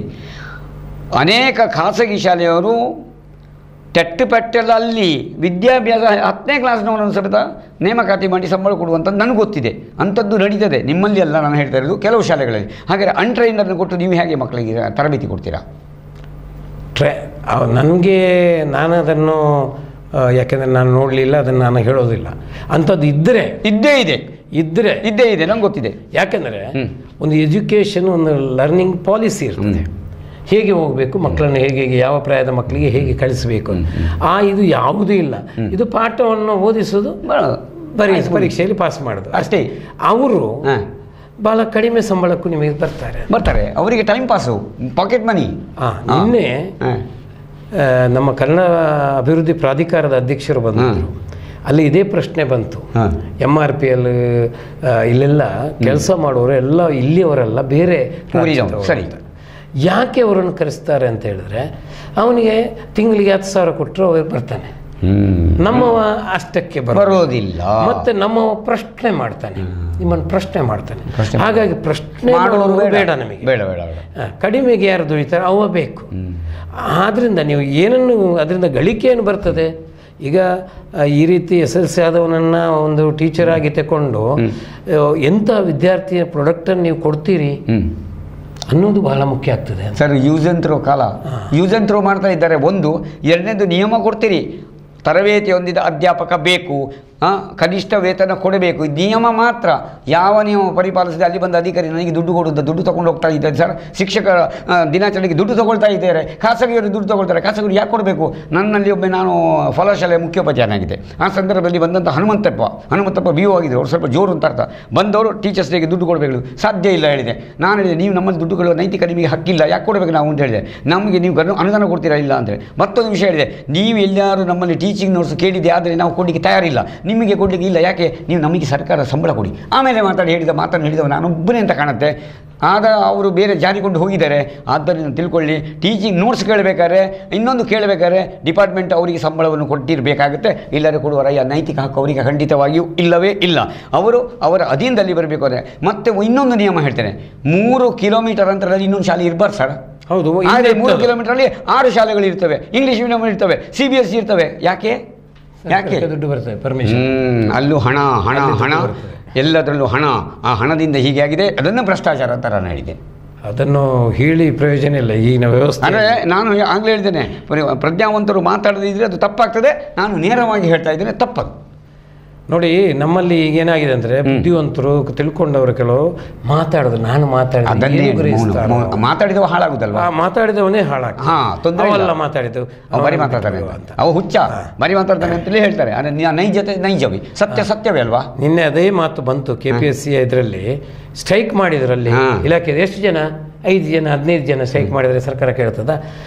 2 ಲಕ್ಷ ಜನ ಅದರಲ್ಲಿ ಇದ್ರಲ್ಲ, ಆ 2 ಲಕ್ಷ ಜನ ಹೋಗಿ ಅಲ್ಲಿ ಸ್ಟ್ರೈಕ್ ಮಾಡಲಿ, ಅವಾಗೇನಾದರೂ ಆಗ್ತದೆ. ಹಾಗಾಗಿ ನಮ್ಮಲ್ಲಿ ಎಲ್ಲರೂ ಕೂಡ ಜಾರಿಕೊಳ್ಳುವವರೇ ಅಲ್ಲದೆ ಮತ್ತೊಂದು ವ್ಯವಸ್ಥೆ. ಸರ್ಕಾರ ಕೂಡ ನೋಡಿ, ಎಲ್ಲ ಕಾರ್ಯಕ್ರಮಗಳನ್ನು ಅವರು ಮಾಡೋದನ್ನು, ಮೀಟಿಂಗ್ ಇರ್ಬೋದು, ಮತ್ತೊಂದು ಈ ಥರ ಎಲ್ಲ ಕಾರ್ಯಕ್ರಮ ಪ್ರೈವೇಟ್ ಸ್ಕೂಲ್ನವರೇ ಮಾಡಬೇಕು. ಯಾಕಂದರೆ ಅವರಲ್ಲಿ ಫೆಸಿಲಿಟಿ ಇಲ್ಲ, ಅದನ್ನೆಲ್ಲ ಮಾಡಬೇಕು, ಪ್ರೈವೇಟ್ ಮಾಡಬೇಕು. ಯಾಕೆ ಮಾಡಬೇಕು? ಆದರೆ ನಿಮಗೆ ಯಾವುದೇ ವ್ಯವಸ್ಥೆ, ಅದೇ ವ್ಯವಸ್ಥೆ ಕೊಡದ ಮೇಲೆ ಯಾಕೆ ಮಾಡಬೇಕು? ಯಾಕೆ ಪ್ರತಿಭಟಿಸ್ತಾ ಇದ್ದಾರೆ? ಇದು ನಮ್ಮಲ್ಲಿ ಕಳೆದ ವರ್ಷ ನಾನು ಹೈಸ್ಕೂಲ್ನ ವ್ಯವಸ್ಥೆಯನ್ನು ನೋಡ್ತಾ ಇದ್ದೇನೆ. ಪರೀಕ್ಷೆ ನಡೆಸ್ತಾರೆ. ಪರೀಕ್ಷೆ ನಡೆಸಲಿಕ್ಕೆ ನಮ್ಮ ರೂಮ್ ಬೇಕು, ಮತ್ತೆ ಇನ್ವಿಜಿಲೇಷನ್ ಮಾಡಲಿಕ್ಕೆ ನಮ್ಮ ಸ್ಟಾಫ್ ಬೇಡ, ಬೇರೆ ಸ್ಟಾಫನ್ನು ಆಯ್ತು ಗೌರ್ಮೆಂಟ್. ಅದು ಎಂಥದ್ದು? ಅದು ಗೌರ್ಮೆಂಟ್ನವರೇ ಆಗಬೇಕು ಅಂತ ಇವರು ಪಾಠ ಮಾಡಿದಾರಂತೆ. ಅದೇ ಪಾಠ ಮಾಡಿದ್ದಾರೆ, ಪೇಪರ್ ತಿದ್ದಾರೆ. ಮತ್ತೆ ಈಗ 7th ಪಬ್ಲಿಕ್ ಬಂತು, ಆವಾಗ ವ್ಯಾಲ್ಯೂಯೇಷನ್ಗೆ ಇವರು ಹೋಗ್ಲೇಬೇಕು, ಅವರಿಗೆ ಜನ ಇಲ್ಲ ಅಲ್ಲಿ, ಇವರು ಹೋಗ್ಬೇಕಂತೆ. ಇಲ್ಲ ನೀವು ಬರಲೇಬೇಕು, ಹಾಗೆ ಹೀಗೆ ಅಂತ ಬರ್ತಾರೆ. ಆದರೆ ಈ ವ್ಯವಸ್ಥೆಗೆ ಏನು ಅಲ್ಲಿಯ ಮುಖ್ಯೋಪಾಧ್ಯಾಯ ಅಲ್ಲಿಯ ಚೀಫ್ ಆಗಲಿಕ್ಕೆ ಸಾಧ್ಯ ಇಲ್ಲ. ಹಿಂದೆ ಇತ್ತು ಅಲ್ಲ, ನಮ್ಮ PUCಯಲ್ಲಿ ಇದೆ, ಮಾಡ್ತೇವೆ ನಾವು, ಮಾಡ್ತಾರೆ ನಮ್ಮನ್ನೇ. ಆದರೆ ಹೈಸ್ಕೂಲ್ನಲ್ಲಿ ಹಾಗೆ ಮಾಡ್ತಾರೆ. ಇದು ಎಂಥ ತಾರತಮ್ಯ ಧೋರಣೆ, ಇದನ್ನು ತೊಲಗಿಸಬೇಕು, ತೊಲಗಿಸಬೇಕು. ಖಂಡಿತ ನೋಡಿ, ಅದು ನಮ್ಮ ಪರೀಕ್ಷಾ ಪದ್ಧತಿಯಲ್ಲಿ ಆಗಲಿ ವ್ಯಾಲ್ಯೂಯೇಷನ್ ಸಿಸ್ಟಮಲ್ಲಿ ಆಗಲಿ ಕೂಡ ಏನೇನಿದೆ ಅಂತ ಹೇಳಿದ್ರೆ, ಒಬ್ಬ ಖಾಸಗಿ ಕಾಲೇಜಿನ ಪ್ರಿನ್ಸಿಪಾಲ್ ಅಂತ ಹೇಳಿದ್ರೆ ಅವನಿಗೆ ಅಲ್ಲಿ DCI ಇದನ್ನು ಕೊಡುವುದಿಲ್ಲ, ಅವ ವ್ಯಾಲ್ಯೂಟರ್ ಆಗಿಯೇ ಹೋಗಬೇಕು. ನಾನು ವಿರೋಧಿಸೆ. ನಮ್ಮಲ್ಲಿ ಕಡಿಮೆ ಜನ ಇದ್ದಾಗ ನಮ್ಮನ್ನು ಅಲ್ಲಿ ಹೋಗಿ DC ಅಂತ ಪ್ರಮೋಟ್ ಮಾಡ್ತಾರೆ, ಅದು ಮಾಡ್ತಾಯಿದ್ರು. ನಾನು ಯಾಕೆ ವ್ಯಾಲ್ಯೂಯೇಷನ್ಗೆ ಬರಲಿಲ್ಲ ಅಂತ ಹೇಳಿದ್ರೆ, ನಾನು ಇಷ್ಟು ವರ್ಷದಿಂದ ವ್ಯಾಲ್ಯೂಯೇಷನ್ಗೆ ಹೋಗ್ತಿದ್ದೇನೆ. ನಮ್ಮ ಕಾಲೇಜಿನಲ್ಲಿ ಪ್ರಾಕ್ಟಿಕಲ್ ಸೆಂಟ್ರ್ ಇದೆ, ಮತ್ತು ಇದು ಪದವಿ ಇದಕ್ಕೆ ಪರೀಕ್ಷಾ ಸೆಂಟ್ರ್ ಇದೆ, ಎಲ್ಲವನ್ನು ನಾವು ಸಿಸ್ಟಮೆಟಿಕ್ ಆಗಿ ನಿಭಾಯಿಸ್ತೇವೆ. ಆದರೆ ನಮ್ಮನ್ನು ಇದು ಮಾಡ್ಲಿಕ್ಕೆ ಆಗುದಿಲ್ಲ ಅಂತ ಹೇಳಿದ್ರೆ ಯಾಕೆ ನಮಗೆ ಅವಮಾನ ಮಾಡೋದಲ್ಲ. ನಮ್ಮ ಒಬ್ಬ ವಿದ್ಯಾರ್ಥಿ ಅವ ಕಲಿತು ಅವ MA ಮಾಡಿ ಅವನಿಗೆ ಸರ್ಕಾರಿ ಪೋಸ್ಟಲ್ಲೋ ಏಡೆಡಲ್ಲೋ ಬಂದವ ವ್ಯಾಲ್ಯೂಯೇಷನ್ಗೆ ಬಂದಾಗ ಅವ DC ಆಗಿದ್ದಾನೆ, ಅವನ ಕೈ ಕೆಳಗೆ ನಾನು ಪ್ರಶ್ನೆ ಪತ್ರಿಕೆಯನ್ನು ತಿದ್ದುವನಾಗಬೇಕು. ಅದಕ್ಕಾಗಿ ನಾನು ಬರೋದಿಲ್ಲ ಅಂತ ಬರೆದ. ನಾನು ಫಸ್ಟಿಗೆ ವ್ಯಾಲ್ಯೂಯೇಷನ್ಗೆ 2 ವರ್ಷ ನಾನು ವ್ಯಾಲ್ಯೂಟರ್ ಆಗಿ ಹೋಗಿದ್ದೇನೆ. ಆನಂತರ ಹೋದವನು ಎಲ್ಲ ಪ್ರಮೋಟ್ ಮಾಡಿದ್ದಾರೆ DC ಆಗಿ. ಈಗ ಕೂಡ ಹೋದರೆ ಪ್ರಮೋಟ್ ಮಾಡ್ತಾರೆ, ನಾನು ಬರೋದಿಲ್ಲ ಅಂತಲೇ ಬರೆದಾಕಿದೆ. ನನಗೆ ನೋಟಿಸ್ ವಿರೋಧಿಸುವವರು ಬೇಕಲ್ಲಿ. ಯಾಕಂದ್ರೆ ನಾವು ಪಾಠ ಮಾಡ್ತೇವೆ ಅಂತೆ, ನಾವು ಎಲ್ಲ ವ್ಯವಸ್ಥೆ ಮಾಡ್ತೇವೆ ಅಂತೆ, ಆದರೆ ಅದನ್ನು ಯಾಕೆ ಕೊಡ್ಲಿಕ್ಕೆ ಆಗುದಿಲ್ಲ, ನಾವು ಮೋಸ ಮಾಡ್ತೇವಾ? ಸರ್, ಅಲ್ಲಿ 2 ಮಾತು ಬಂತು. ಒಂದು, ನಿಮ್ಮ ಶಾಲೆನೋ ಇವ್ಯಾಲ್ಯೂಯೇಷನ್ ಸೆಂಟರ್ ಮಾಡಿದ ಮೇಲೆ ಅದಕ್ಕೆ ಇಂತಿಷ್ಟು ದುಡ್ಡು ಉಂಟು ನಿಮಗೆ ಕೊಡೋದಿಲ್ಲ ಅವರು. ಅದಕ್ಕೆ ರೂಮಿಗೆ ಇಷ್ಟು ಬಾಡಿಗೆ ಉಂಟು, ಹಣ ಉಂಟು, ಆ ಹಣ ನಿಮಗೆ ಕೊಡೋದಿಲ್ಲ ಖಾಸಗಿಯವರಿಗೆ. ಎರಡನೇದಾಗಿ ಹೇಳ್ತೇನೆ, ವ್ಯಾಲ್ಯೂಯೇಷನ್ನ ಬಗ್ಗೆ ಹೇಳುವಾಗ ನಾನು ವ್ಯಾಲ್ಯೂಯೇಷನ್ ಮಾಡಿದವನೇ.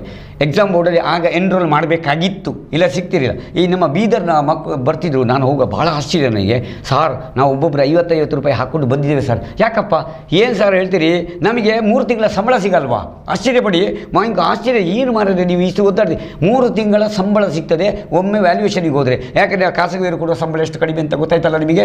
ಇನ್ನೊಂದು ವಿಚಾರ ಇದೆ, ರಾಮೇಗೌಡ ಅಂತಿದ್ದ, ನಾನು ಮಂಗಳ ಹೈಸ್ಕೂಲ್ ಪ್ರೌಢಶಾಲೆ ಕಿತ್ತಾನೆಗಡಿ ಹಾಸನದಲ್ಲಿರುವಾಗ ಅವ್ರು ಹೇಳಿದ್ರು, ಸಾರ್ ನಾನು ರಾಜಕೀಯ ಮಾಡಿ ಎಲೆಕ್ಷನ್ ಡ್ಯೂಟಿ ಹಾಕಿಸ್ಕೊಂಡೆ.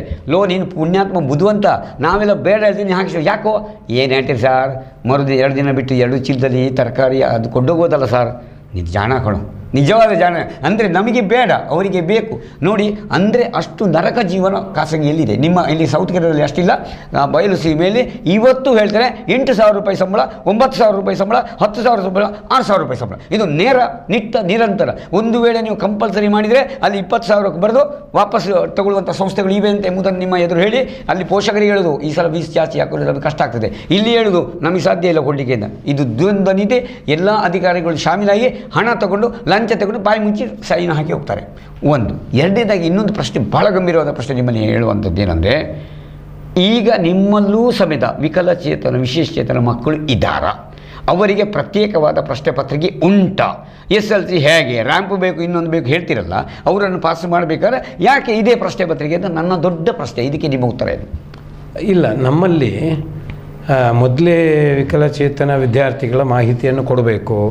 ಅವರಿಗೆ ಒಂದು ಸಬ್ಜೆಕ್ಟಲ್ಲಿ ವಿನಾಯಿತಿ ಇದೆ.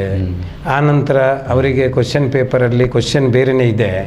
ಪ್ಲಸ್ ಅವರಿಗೆ 1 ಗಂಟೆ ಬರೀಲಿಕ್ಕೆ ಟೈಮ್ ಕೊಡಬೇಕು. ಮತ್ತು ಸ್ಕ್ರೈಬ್ ಉಂಟು, ಸ್ಕ್ರೈಬ್ ಅದೆಲ್ಲವೂ ಇದೆ. ಆದರೆ ಕ್ವಶನ್ ಪೇಪರ್ ಬೇರೆ ಉಂಟಾ? ಕ್ವಶನ್ ಪೇಪರ್ ಅಂದರೆ ಕ್ವಶನ್ ಬೇರೆ ಇದೆ, ಕ್ವಶನ್ ಪೇಪರ್ ಬೇರೆ ಮಾಡಬೇಕು, ಅವರಿಗೆ ಸಪರೇಟ್ ಮಾಡಬೇಕು. ಇದೇ ಕಬ್ಬಿಣದ ಕಡಲೆಯನ್ನು ಕೊಡಬಾರ್ದು, ಅದು ವಿಶೇಷವಾದ. ಅದರಲ್ಲೇ ಅವರಿಗೆ ಅದು ನಿಮ್ಮ PUCಯಲ್ಲಿ ಇರ್ಬೋದು, SLC ಇಲ್ಲ, ಇದುವರೆಗೂ ಇಲ್ಲ. ಆದರೆ ಬರೆದಿರ್ತಾರೆ ಓನ್ಲಿ ಬ್ಲೈಂಡ್ ಸ್ಟೂಡೆಂಟ್ಸ್ ಅಲ್ಲ, ಅದು PUCಯಲ್ಲಿ. SLCಯಲ್ಲಿ ಇಲ್ಲ ಅಂತ. SLCಯಲ್ಲಿ ಬೇರೆ ಪ್ರಶ್ನೆ ಪತ್ರಿಕೆ ಇಲ್ಲ, ಕಾಮನ್ ಪ್ರಶ್ನೆ ಪತ್ರಿಕೆ ಇದುವೇ, ಬೇಕಾದ್ರೆ ನೋಡಿ. ಈಗ ಪರೀಕ್ಷೆಗಳು ಕೂಡ ನೋಡಿ, 3 ಪರೀಕ್ಷೆಗಳು ಬಂದಿದ್ದಾವೆ. ಈಗ ಮೊನ್ನೆ ಕಳೆದ ವಾರ SLC 3ನೇ ಪರೀಕ್ಷೆಯ ರಿಸಲ್ಟ್ ಬಂತು. ಈಗ ಅವನು ಹೋಗಿ PUCಗೆ ಸೇರಬೇಕು, ತಗೊಳ್ಬೇಕಂತೆ, ಬಂದಿದೆ ಅವರು. PUCಯಲ್ಲಿ ಪ್ರಥಮ ಇಂಟರ್ನಲ್ ಪರೀಕ್ಷೆ ಮುಗಿದೋಯ್ತು. ಅದು ಮೊನ್ನೆ ಆಗ ಯಾರೋ ಈ ಸಮಸ್ಯೆ ಹೇಳಿದರು, ಮುಗಿದೋಯ್ತು, ಕಲ್ಲೂರಾಯರ ಹತ್ರ, ನನಗೆ ಗೊತ್ತಿಲ್ಲ ಇದು. ಈಗ ಅವ ಬಂದು ಸೇರಿ ಅವ ಏನು ಸಾಧನೆ ಮಾಡ, ಸರಿ, ಈ ಸಮಸ್ಯೆ ಗೊತ್ತಿರಲಿಲ್ಲ ನನಗೆ. 3ನೇ ಪರೀಕ್ಷೆ ತಂದದ್ದೇ ತಪ್ಪು ನನ್ನ ಲೆಕ್ಕದಲ್ಲಿ. 100ಕ್ಕೆ 100. ಎರಡನೇ ಪರೀಕ್ಷೆ ಕೂಡಲೇ ಮಾಡುವಂಥದ್ದು ಸರಿ. ಯಾಕಂದ್ರೆ ಆನ್ಯುವಲ್ ಪರೀಕ್ಷೆಯಲ್ಲಿ ಕೆಲವರಿಗೆ ಅವನಿಗೆ ಆರೋಗ್ಯದ ವರ್ಷ ಹಾಳಾಗಬಾರ್ದು, ಮತ್ತೊಂದು ಇದರಿಂದಾಗಿ ವರ್ಷ ಹಾಳಾಗಬಾರ್ದು, ಅದಕ್ಕಾಗಿ ಒಂದು ಮಾಡು. ಅದರಲ್ಲೂ ಆಗದವನು ಮತ್ತೆ 3ನೇ ಪರೀಕ್ಷೆ ಮಾಡಿ ಅದರಲ್ಲೂ ಪಾಸ್ ಆಗದೆ 4ನೇ ಪರೀಕ್ಷೆ ಅದು ಇನ್ನು ಅಷ್ಟೊತ್ತಿಗೆ ಇನ್ನೂ ಬಂದೆ.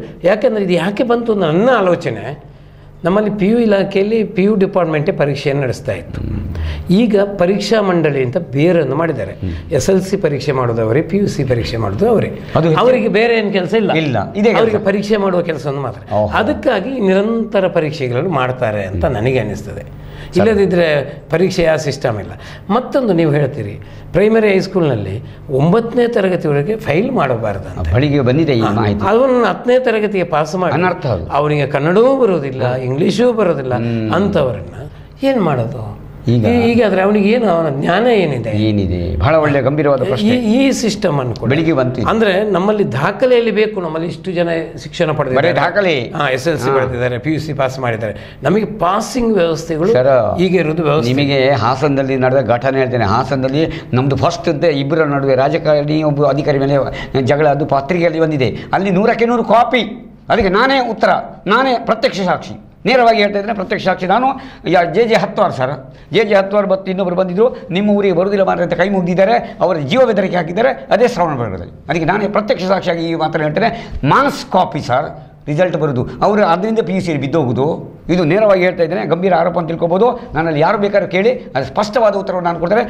ಐ ವಿಟ್ನೆಸ್ ನಾನಿದ್ದೇನೆ ಎಂಬುದನ್ನು ನಿಮ್ಮ ಮುಂದೆ ಈ ಸಂದರ್ಭದಲ್ಲಿ ಹೇಳ್ತಾ, ಪರೀಕ್ಷೆಗಳು ನಿಜವಾಗಿ ಬೋಗಸ್, 2 ಮಾತು ಇಲ್ಲ ಅಂತ ಹೇಳ್ತಾ ಇನ್ನೊಂದು ವಿಚಾರಕ್ಕೆ ಬರ್ತಾ ಇರೋದು. ಈಗ ನೀವು ಆಂಗ್ಲ ಮಾಧ್ಯಮ ಶಾಲೆಯಲ್ಲಿ ಕೆಲಸ ಮಾಡ್ತಾ ಇದ್ದೀರಿ, ತುಂಬ ನೀವು ವಿಷಯವನ್ನು ಹೇಳಿದಿರಿ. ಆಂಗ್ಲ ಮಾಧ್ಯಮದ ಪ್ರಾಂಶುಪಾಲರಾಗಿ ನೀವು ಮಾಧ್ಯಮದ ವಿಷಯದಲ್ಲಿ ಕನ್ನಡ ಮಾಧ್ಯಮ ಉಳಿಬೇಕು ಅಂತ ಹೇಳ್ತೀರಾ ಹೇಗೆ? ನಾನು ಕಾಲೇಜಿಗೆ ಮಾಧ್ಯಮ ಇಲ್ಲ.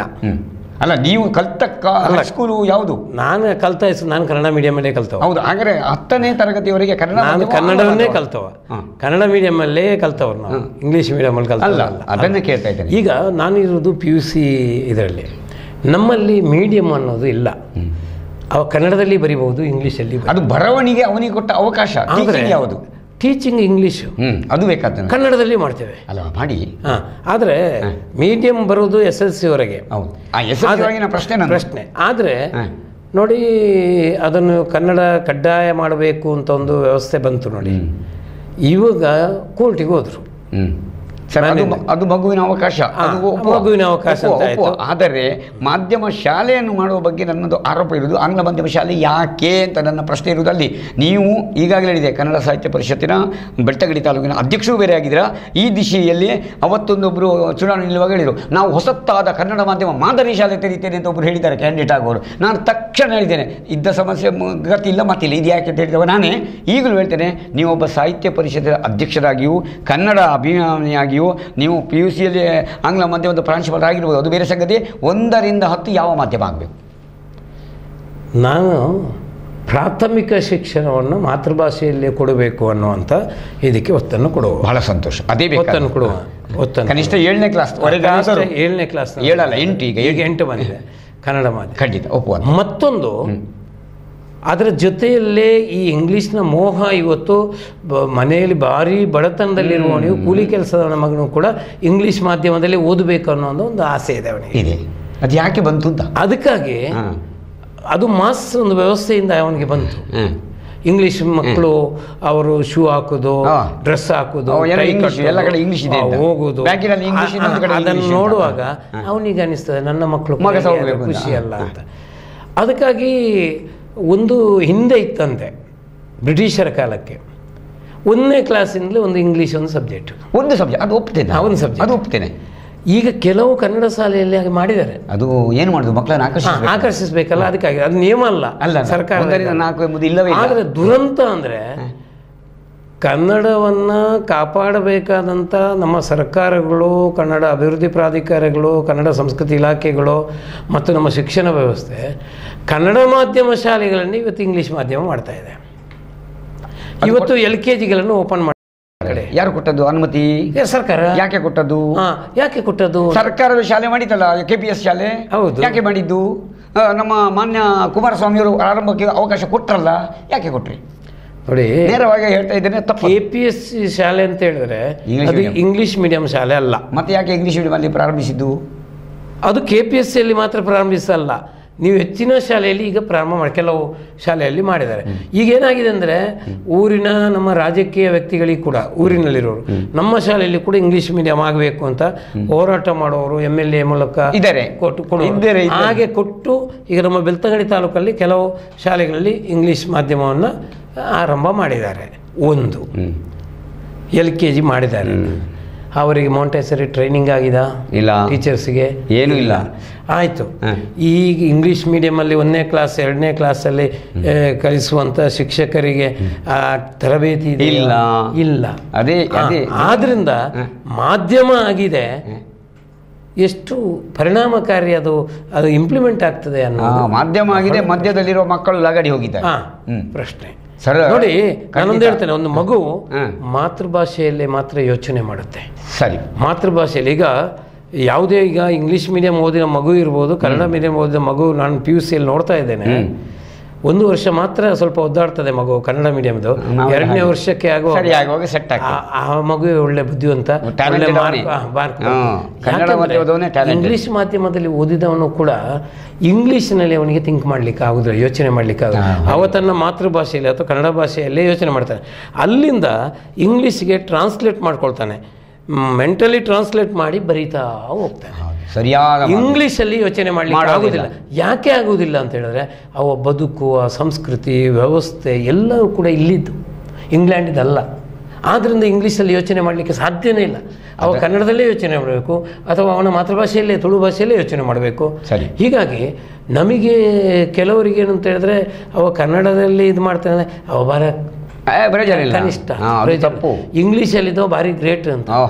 ನಾನು ನೋಡಿ, LKG ಇಂದ SSLC ವರೆಗೆ ಇಂಗ್ಲೀಷ್ ಮೀಡಿಯಮಲ್ಲಿ ಓದಿ ಬಂದ ಒಂದು ಮಗು PUCಗೆ ಪ್ರಿನ್ಸಿಪಾಲ್ಗೆ ಒಂದು ಲೀವ್ ನೋಟ್ ಬರೆಯುವಾಗ ಪ್ರಿನ್ಸಿಪಾಲ್ ಸ್ಪೆಲ್ಲಿಂಗ್ ಬರೀಲಿಕ್ಕೆ ಸರಿ ಮತ್ತೆ ಆಗಿರುವಾಗ ಇಂಗ್ಲಿಷ್ ಮಾಧ್ಯಮ ಏನು ಪ್ರಯೋಜನ? ಕನ್ನಡದವನಿಗೆ ಕನ್ನಡ ಆದರೂ ಬರ್ತದಲ್ಲ, ಇಂಗ್ಲೀಷ್ ಬರೋದಿದೆ, ಕನ್ನಡ ಆದರೂ ಬರ್ತದಲ್ಲ. ಇವರಿಗೆ ಇಂಗ್ಲೀಷು ಸರಿ ಬರೋದಿಲ್ಲ, ಕೆಲವರಿಗೆ ಎಕ್ಸೆಪ್ಷನ್ ಇರ್ಬೋದು, ನಾನು ಇಂಗ್ಲೀಷು ಸರಿ ಬರೋದಿಲ್ಲ, ಕನ್ನಡವೂ ಸರಿ ಬರೋದಿಲ್ಲ. ಈ ಒಂದು ಎಡಬಿಡಂಗಿತನ ನಮ್ಮ ಈ ಶಿಕ್ಷಣ ವ್ಯವಸ್ಥೆಯಲ್ಲಿ ಇದೆ ಸರ್. ಅದನ್ನು ನಾನು ಹೇಳಿದ್ದು, ಅಲ್ಲಿ ಸಲ್ಲದವನು ಇಲ್ಲಿ ಸಲ್ಲನಯ್ಯ ಅಂತ ಬೆಳಿಗ್ಗೆ ಹೇಳಿದ್ದೇನೆ. ಎಲ್ಲೂ ಸಲ್ಲದಂಥ ಪರಿಸ್ಥಿತಿ ತಂದು ಹಾಕ್ತಾ ಇದ್ರಿ. ನಾನು ಮತ್ತೊಂದು ಮಾತು ಹೇಳ್ತೇನೆ, ಎಂಥ ಇಂಗ್ಲೀಷ್ ಕಲಿಸುವ ಧಾವಂತದಲ್ಲಿ ಇಂಗ್ಲೀಷ್ ಮಾಧ್ಯಮ ಶುರು ಮಾಡಿ ಕೆಲವರು ಏನು ಮಾಡ್ತಾರೆ ಗೊತ್ತಾ? ನಾನು ನೋಡಿದೆ ಅದು, I went to America, I saw a ಬಿಳಿಮುಖ, I went to Africa, I saw a ಕರಿಮುಖ ಅಂತೇಳಿ ತಪ್ಪನ್ನು ಹೇಳಿಕೊಡ್ತಾ ಇದ್ದಾರೆ. ಆವಾಗ ಅದು ಜಾತೀಯವಾದ ಅಥವಾ ವರ್ಣಭೇದ ಬರಲಿಲ್ವ ಸರ್? ಇಂಥ ಪದ್ಯಗಳನ್ನು ಖಂಡಿತವಾಗಿ ನಾನು ಖಂಡಿಸಿದ್ದೇನೆ ಸರ್. ಇದು ಆಗಬಾರದು. ಆದ ಕಾರಣ ಇಂಥದ್ದಕ್ಕೆ ಖಡಗಡಿ ಅವಕಾಶ ಕೊಡಬಾರದು. ಮತ್ತು ನೀವು ಹೇಳಿದ್ರಲ್ಲ ಮೊಂಟೆಸರಿ, ನಾನು ಬಯಲುಸೀಮೆಗೆ ಹೋದಾಗ ಒಂದು ಸಣ್ಣ ಗೂಡೆ ಅಲ್ಲಿ ಅವರು ದೊಡ್ಡದಾಗಿ ಕಾನ್ವೆಂಟ್ ಹಾಕುದು, ಜನರ ಆಕರ್ಷಣೆ, ಅದು ಕಾರ್ಮೆಂಟ್ ಆಗಿರ್ತದೆ, ಅಲ್ಲಿ ಗಾರ್ಮೆಂಟೇ ಇರ್ತದೆ, ಮಕ್ಕಳನ್ನು ದೊಡ್ಡಿಯಲ್ಲಿ ಸೇರಿಸ್ತಾರೆ. ಅದು ಆಂಗ್ಲ ಮಾಧ್ಯಮ ಎಂಬ ಹೆಸರಿಗೆ ಆಕರ್ಷಣೆ ಆಗ್ತಾರೆ ಸರ್.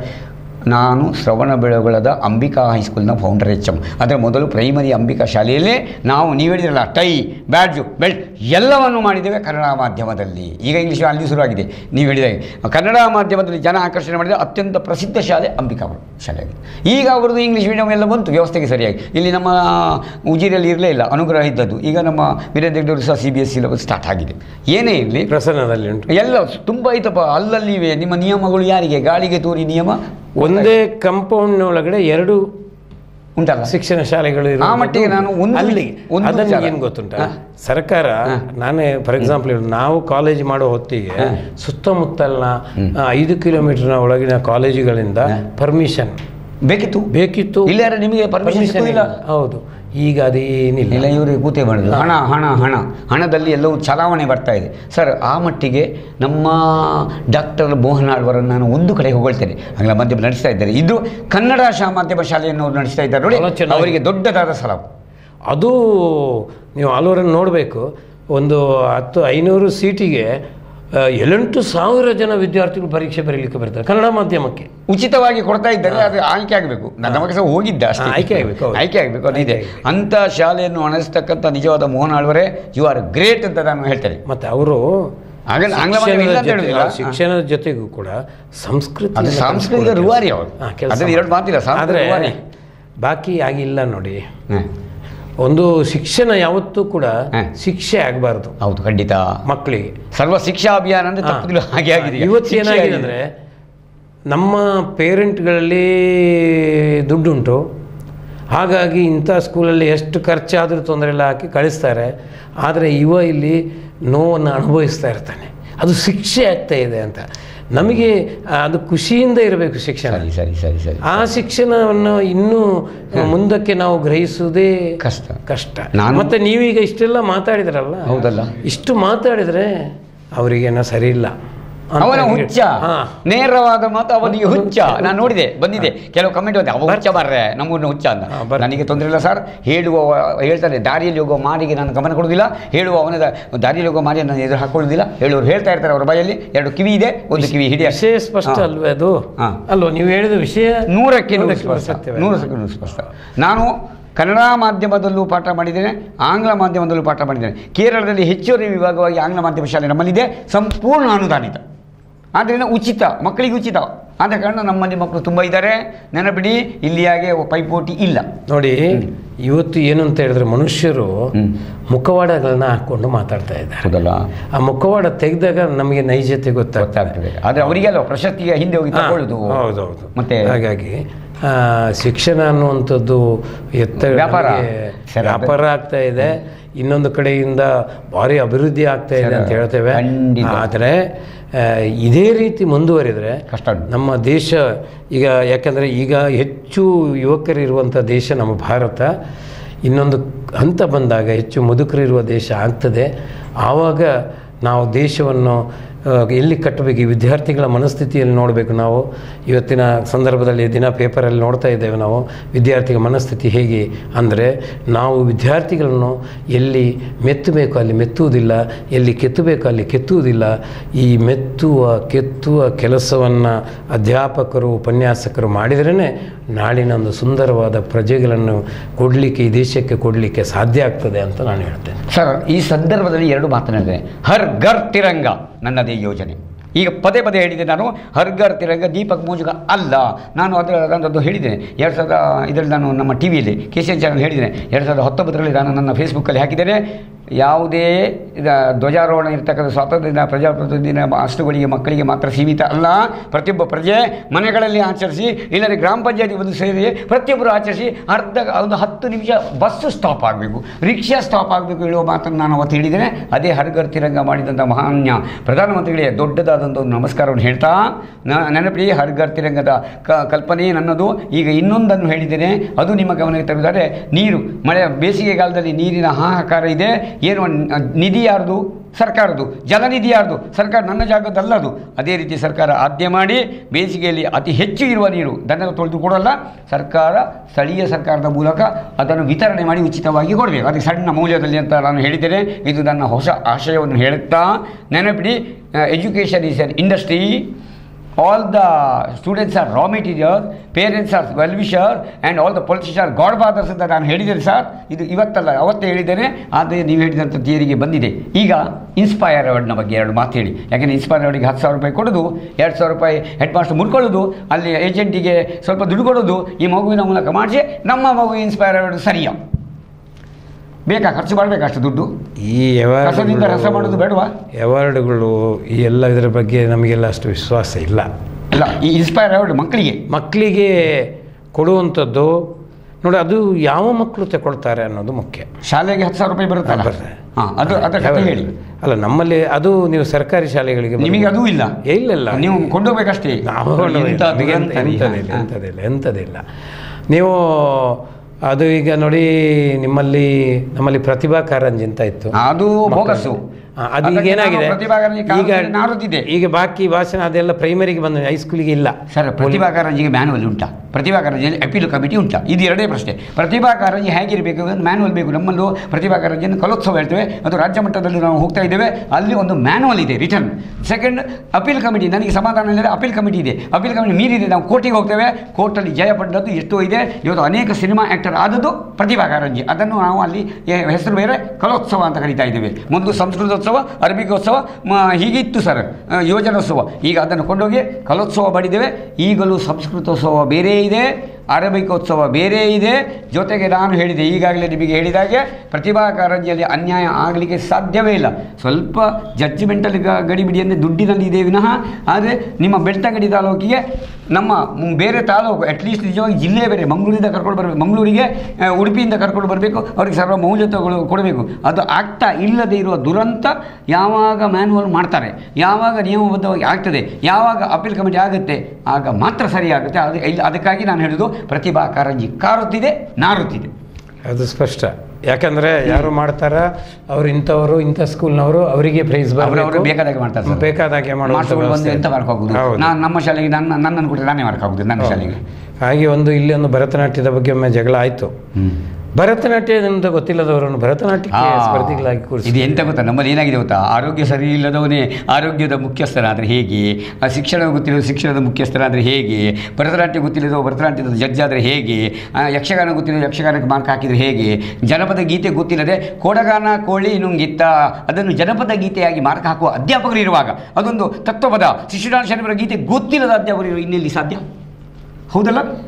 ನೋಡಿ, ನಮ್ಮ ಶಿಕ್ಷಣ ವ್ಯವಸ್ಥೆಯಲ್ಲಿ ಇವತ್ತು ಏನಾಗಿದೆ ಅಂತ ಹೇಳಿದ್ರೆ, ಪರೀಕ್ಷೆಯಲ್ಲಿ ಬರೆದಾಗ ಅದು ಕನ್ನಡವೇ ಇರ್ಬೋದು, ಅವನು ಉತ್ತರ ಬರೆದಿದ್ದಾನೆ ಅದೇ ಅಂತ ನಿಮಗೆ ಅನ್ನಿಸ್ತದ ನೋಡಿ ಅಂತ. ಅವು ಬರ್ದದ್ದು ಉತ್ತರ ಅವನಿಗೆ ಗೊತ್ತುಂಟು, ಇಲ್ಲಿ ಬರ್ದದ್ದು ತಪ್ಪುಂಟು, ಅಕ್ಷರ ಅದನ್ನೇ ಹೇಳ್ತದೆ. ಹಾಗಿದ್ರೆ ರೈಟ್ ಕೊಡಿ. ನೀವು ಮೌಲ್ಯಮಾಪನಕ್ಕೆ ಹೋಗ್ತಿರಲಿಲ್ಲ, ಹಾಗಾಗಿ ನೀವು ಹೇಳಿದ್ರಲ್ಲ. ನಾನು ಇನ್ನೊಂದು ವಿಚಾರ ಹೇಳ್ತೇನೆ.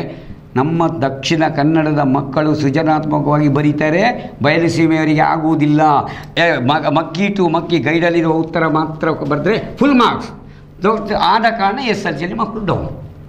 ಇದು ಸ್ಪಷ್ಟ ಉತ್ತರ ನನಗೆ ಗೊತ್ತುಂಟು. ಕಳೆದ ವರ್ಷದಿಂದ ಈಗ SSLC ಪರೀಕ್ಷೆ ಮತ್ತು ನಮ್ಮ 2ನೇ ಪರೀಕ್ಷೆಯಲ್ಲಿ ನೀವೆಲ್ಲವೂ ಕೂಡ CC ಕ್ಯಾಮರಾ ನಿಯಂತ್ರಿತವಾದಂಥ ವ್ಯವಸ್ಥೆಯನ್ನು ಮಾಡಿದರು. ಅಂದರೆ ಎಲ್ಲಿಯೂ ಕೂಡ ಮಕ್ಕಳು ನೋಡಿ ಬರಬಾರ್ದು ಅಂತ ಮಾತಾಡ್ತಾರೆ. ಹಾಗಾಗಿ ದಕ್ಷಿಣ ಕನ್ನಡ ಜಿಲ್ಲೆಗೆ, ಉಡುಪಿ ಜಿಲ್ಲೆಗೆ ಕಳೆದ ವರ್ಷ ಬಂತು SSLCಯ ರ್ಯಾಂಕಿಂಗ್ ರೇಟ್ ಮೇಲ್ಗಡೆ ಬಂತು. ಇಲ್ಲದ್ರೆ 10ರಿಂದ ಮೇಲೇ ಬರ್ತಿದ್ದದ್ದು, ಆ ಕಡೆಯೇ ಬರ್ತಿದ್ದು ಅಲ್ಲ. ಅಂದರೆ ಎಲ್ಲವೂ ನೀವು ಹಾಗೆ ಹೇಳಿದಾಗೆ ಕಾಪಿ ಮಾಡೋದು. ಆದರೆ ಇಲ್ಲಿ ಕೂಡ ಏನು ಕರೆಂಟ್ ಇಲ್ಲ ಸರ್ ಅಂತ ಹೇಳ್ತಾರೆ, ಗೊತ್ತಿಲ್ಲ ಏನಾಗ್ತದೆ ಅಂತ.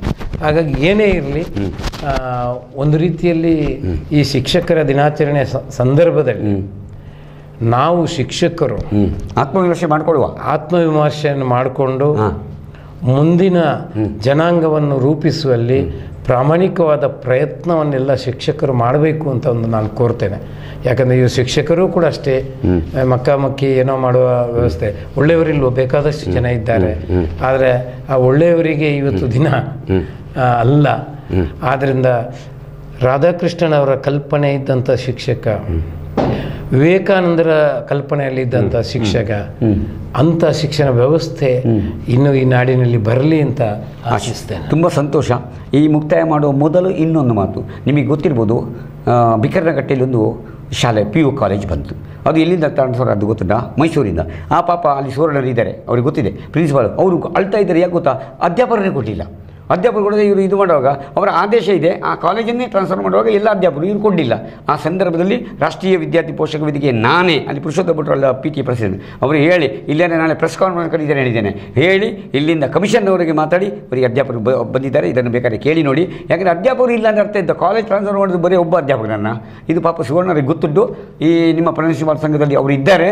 ಇಂಥದ್ದು ಪ್ರಯತ್ನ ಪಟ್ಟರೆ ಆಗ್ತದೆ ಎಂಬುದಕ್ಕೆ ನಾನು ಏಕವ್ಯಕ್ತಿಯಾಗಿ ಇದನ್ನು ಮಾಡಿದ್ದೇನೆ ಹೇಳ್ತಾ, ಅದನ್ನು ನಾನು ಮಾಡಿದೆ ಅನ್ನೋದಕ್ಕಿಂತಲೂ ನಮ್ಮ ರಾಷ್ಟ್ರೀಯ ವಿದ್ಯಾರ್ಥಿ ಪೋಷಕ ವೇದಿಕೆ ಬಲದಿಂದ ನಾನು ಅದನ್ನು ಮುಂದುವರಿಸಿದ್ದೇನೆ ಅಂತ ಹೇಳ್ತಾ, ಇದಕ್ಕೆಲ್ಲ ಪ್ರಶ್ನೆ ಕೊಡಬೇಕಾದ್ರೆ ಸಾರ್ವಜನಿಕರೇ ರಾಷ್ಟ್ರೀಯ ವಿದ್ಯಾರ್ಥಿ ಪೋಷಕ ವೇದಿಕೆ ಬಲಪಡಿಸಿ ಹೇಳ್ತಾ, ಈ ಸಂದರ್ಭದಲ್ಲಿ ಹಲವು ವಿಚಾರಗಳನ್ನು ಚರ್ಚೆ ಮಾಡಿದ್ದೇವೆ. ಸ್ವಲ್ಪ ಸಮಯ ಜಾಸ್ತಿ ಆಗಿರ್ಬೋದು.